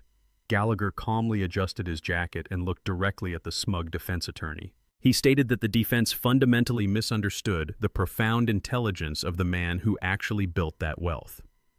Gallagher formally called his final unannounced witness to the stand. The heavy wooden doors at the back of the room opened once again, and an older, distinguished gentleman wearing a conservative tweed suit walked down the aisle.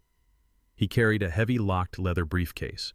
He introduced himself to the court as Arthur Pendleton, the senior managing director of the elite financial firm entrusted with the absolute execution of the late family estate.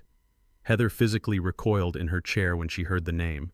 Arthur was her late father's oldest, most trusted friend, and the sole executor of the massive trust fund. Mr. Pendleton took the oath and sat rigidly in the witness box. He did not offer Heather a single glance of comfort. His eyes held only the cold, strict professionalism of a man sworn to protect a dead friend's final wishes. Gallagher approached the stand and asked him to clarify the exact binding legal terms of the multi-million-dollar trust fund that the defense attorney was so aggressively trying to claim. Mr. Pendleton placed his heavy leather briefcase on the wooden ledge, unlocked the brass clasps with a sharp click, and pulled out a thick stack of original watermarked legal documents. He explained to the silent courtroom that Heather's father was an incredibly shrewd businessman who possessed zero illusions regarding the deeply flawed moral character of his own daughter. He knew her insatiable greed. He knew her absolute lack of maternal empathy. The old man was terrified that Heather would eventually find a dark loophole to drain the account and leave his beloved granddaughter completely destitute. So he hired a team of the most ruthless estate lawyers in the country to draft a highly specific, inescapable contingency plan. Mr. Pendleton adjusted his reading glasses and turned to the second page of the heavy document. Gallagher asked him to read Section 4, Paragraph B aloud for the official court record. The silver-haired defense attorney instantly jumped up, shouting an objection, claiming this was a complete waste of judicial time since bloodline laws automatically superseded private contracts. The judge slammed his gavel, ordering the lawyer to sit down and be completely silent, absolutely captivated by the financial executor. Mr. Pendleton cleared his throat and began to read the dense, heavily fortified legal jargon. He explained that the trust was indeed designed to pay out $4 million on Aaliyah's 10th birthday, provided she remained under the guardianship of her biological parents. However, the father had anticipated that Heather might try to offload the child to a cheap facility to avoid doing the actual work of parenting. The document contained a hidden, absolute poison pill clause explicitly designed to trigger total financial ruin if Heather ever attempted to abandon her responsibilities. Heather was staring at Mr. Pendleton with her mouth slightly open, a cold sweat breaking out across her forehead as she suddenly realized she had completely underestimated her dead father. She had spent the last 5 years blindly believing the money was her absolute birthright, completely unaware that a meticulously engineered financial trap had been sitting silently underneath her feet the entire time. The entire courtroom held its breath as Mr. Pendleton read the fatal clause. The document clearly stated that if the biological parents voluntarily surrender legal custody of the minor child to any state or federal welfare system for any medical or personal reason, for even a single 24-hour period, they instantly and permanently forfeit all rights to the trust. The financial executor looked up from the heavy paper and stared directly at Heather.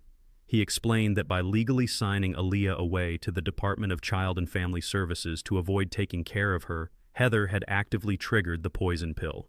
She had legally stripped herself of the $4 million the exact second her pen touched the state surrender forms. The silver-haired lawyer frantically flipped through his own digital copies of the trust, his face turning an alarming shade of gray, as he finally found the hidden paragraph he had completely missed in his arrogant haste. Gallagher did not let the momentum stop. He asked Mr. Pendleton what happens to the massive financial asset once the biological parents forfeit their rights. Mr. Pendleton read the final sentence of the clause. The entire $4 million trust, along with all accumulated interest, transfers immediately and irrevocably to the next court-appointed legal guardian of the minor child. The judge looked down from the bench, a genuine smile finally touching the corners of his tired mouth. He raised his heavy gavel and formally declared that as of this exact moment, considering the horrific abuse displayed on the video, I was granted full permanent physical and legal custody of my granddaughter. Therefore, I was now the sole legal controller of the $4 million estate. The defense attorney's arrogant boast had completely backfired. Heather and Dion had tortured a child and destroyed their entire family for absolutely nothing. They were walking away entirely broke. The absolute reality of their total financial annihilation hit the defense table like a physical bomb. Dion sat completely paralyzed, his mouth opening and closing, as his brain struggled to process the devastating fact that the massive fortune he had banked his entire future on was officially gone forever. He looked at Heather, the woman he had abandoned his own daughter for the woman who had promised him endless wealth and high society status. The wealthy, composed businessman facade completely vanished. Pure, unfiltered panic and rage violently erupted from his chest. Dion suddenly leaped out of his chair, lunging aggressively toward his wife right in the middle of the crowded courtroom. He grabbed Heather by the shoulders of her expensive black dress, shaking her violently as he screamed at the top of his lungs. He roared that the basement torture was entirely her idea. He shrieked that she was the one who contacted Dr. Vance and orchestrated the horrific chemical abuse to illegally secure the trust fund. He frantically threw her entirely under the bus, completely betraying her in front of the judge, desperately hoping to save himself from a heavy federal prison sentence by pinning the entire mastermind operation directly onto his wife. The courtroom exploded into absolute chaos as the armed bailiffs rushed the defense table to tear the screaming wealthy couple apart. The physical altercation between Dion and Heather escalated with terrifying speed. Heather did not cower when her husband lunged at her. Instead, a feral, cornered desperation took over her entirely. She raised her hands, her perfectly manicured nails transforming into actual weapons, and slashed violently across Dion's face. Deep red scratches instantly appeared on his cheek, bleeding onto his crisp white collar. He stumbled backward, shouting in pain, but Heather launched her entire body at him. She tackled him against the heavy wooden defense table, sending legal briefs, water pitchers, and expensive fountain pens crashing to the marble floor in a chaotic shower of debris. The two armed bailiffs sprinted across the room, shouting aggressive commands, but the sheer adrenaline pumping through the wealthy couple made them incredibly difficult to pull apart.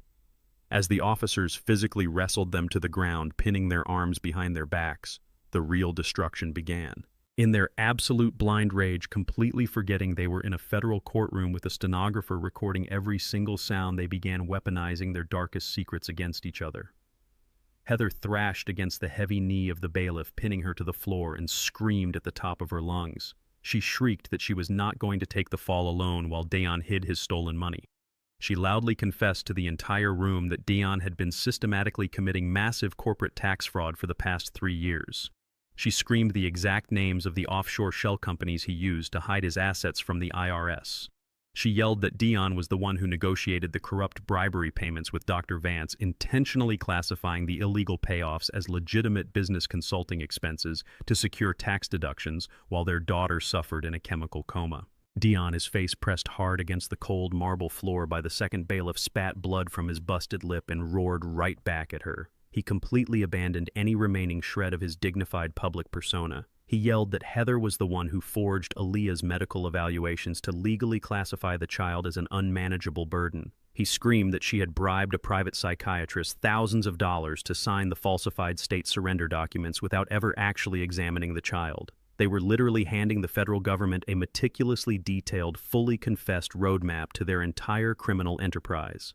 The expensive corporate defense attorneys stood completely frozen in horror, their mouths hanging open, watching their own clients verbally secure decades in federal prison without a single prosecutor having to ask a question. The sheer stupidity born of their absolute greed was breathtaking. The judge had heard entirely enough. His face was a mask of pure, unadulterated fury. He grabbed his heavy wooden gavel and brought it down onto the sounding block with a rapid, thunderous succession of strikes that echoed like artillery fire in the massive room. He roared for absolute silence, his voice booming with the full, terrifying authority of the federal bench.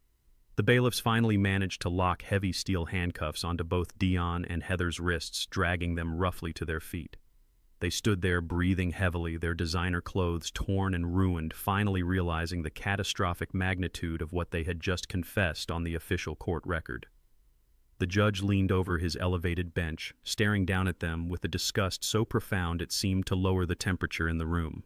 He stated clearly that in his 30 years presiding over family and criminal law, he had never witnessed such a repulsive, sociopathic display of parental cruelty and absolute financial depravity. He did not ask for further closing arguments. He did not need to deliberate. The judge formally declared his immediate, irrevocable ruling. He permanently terminated every single parental right Dion and Heather possessed regarding Aaliyah, legally severing them from the child forever. He signed the emergency decree granting me full, uncontested physical and legal custody of my granddaughter, effectively and permanently transferring the absolute control of the $4 million trust fund directly into my name. But the judge was not finished. He looked directly at the armed bailiffs and ordered them to immediately remand both Dion and Heather into maximum security federal custody without the possibility of bail. He officially instructed the court clerk to forward the newly acquired video evidence along with the verbatim transcript of their screaming financial confessions directly to the Federal Bureau of Investigation and the Internal Revenue Service. Dion and Heather were physically dragged out of the courtroom in heavy iron chains. They did not look back. They did not ask about their daughter.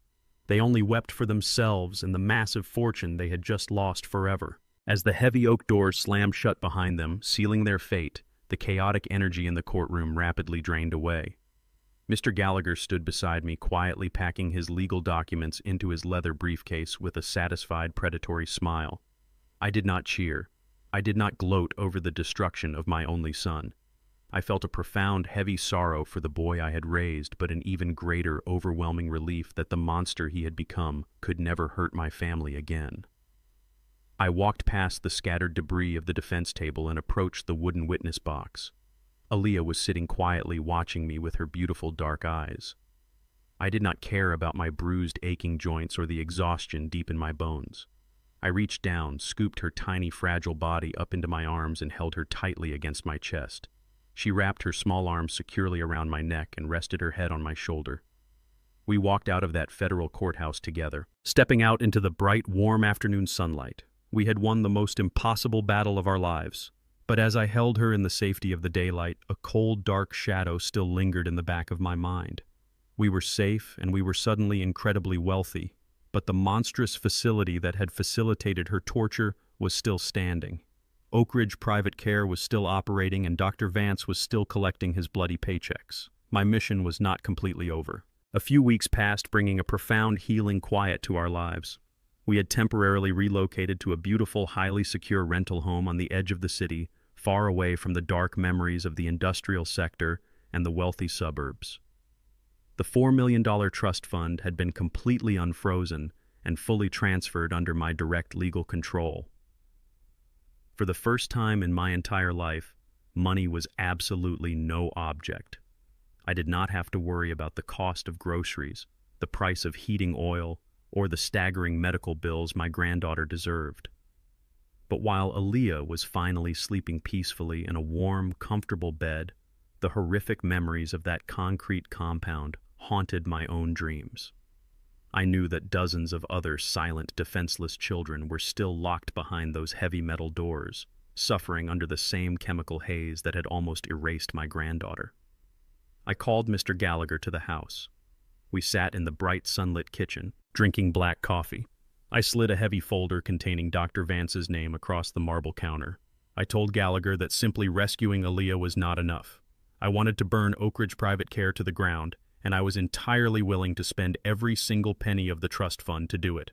Gallagher smiled that same terrifying, predatory smile I had seen in the courtroom.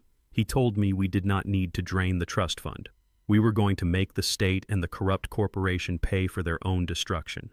Utilizing the undeniable video evidence from the basement the financial ledgers Silas had hacked and Aaliyah's flawless certified testimony, Gallagher launched a massive, devastating class action civil rights lawsuit against both the state welfare department and the corporate entity that owned Oak Ridge. He did not quietly file the paperwork in a back office. He unleashed a highly coordinated, aggressive media blitz. He handed copies of the bribed financial records to the most ruthless investigative journalists in the country. Within 48 hours, Oak Ridge was the absolute center of a massive national scandal. News helicopters continuously circled the bleak concrete compound. Furious crowds of protesters gathered outside the chain-link fences, demanding immediate accountability. Dr. Vance panicked entirely. He arrogantly believed his political connections within the state government would protect him, but the sheer velocity and magnitude of Gallagher's legal assault completely overwhelmed his defenses. Vance desperately attempted to order his remaining medical staff to physically destroy thousands of internal medical records and wipe the facility hard drives to hide the evidence of their systemic chemical abuse. But Gallagher had already anticipated his exact move. Before Vance could even light a match, Gallagher successfully secured an emergency federal injunction. A massive convoy of black tactical vehicles belonging to the Federal Bureau of Investigation violently breached the front gates of Oak Ridge. Heavily armed federal agents stormed the corridors, completely seizing the entire compound.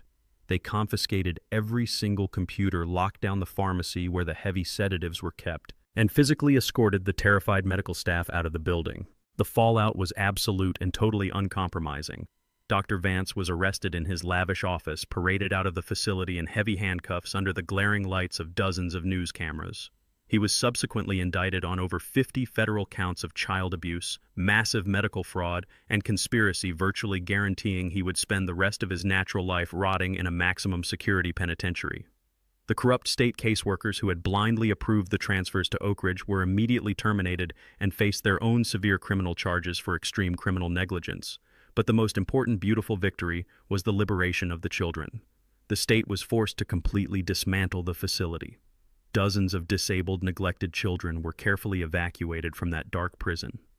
Backed by the massive financial pressure of our lawsuit, the state was legally compelled to relocate every single child into highly vetted, properly funded, and deeply compassionate medical sanctuaries.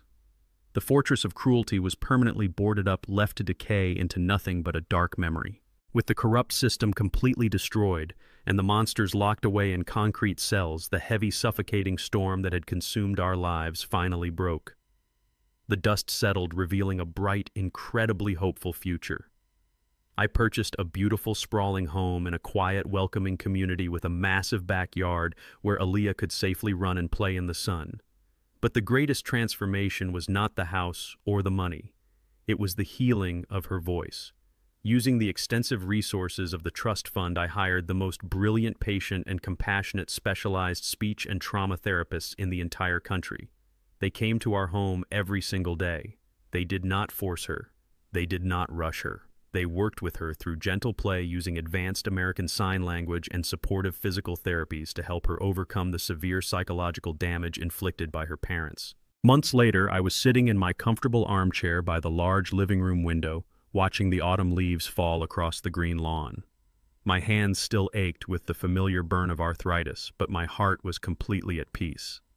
Aaliyah came running into the room holding a brightly colored drawing she had just finished.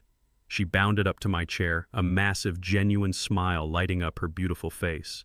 She did not use her hands to communicate this time.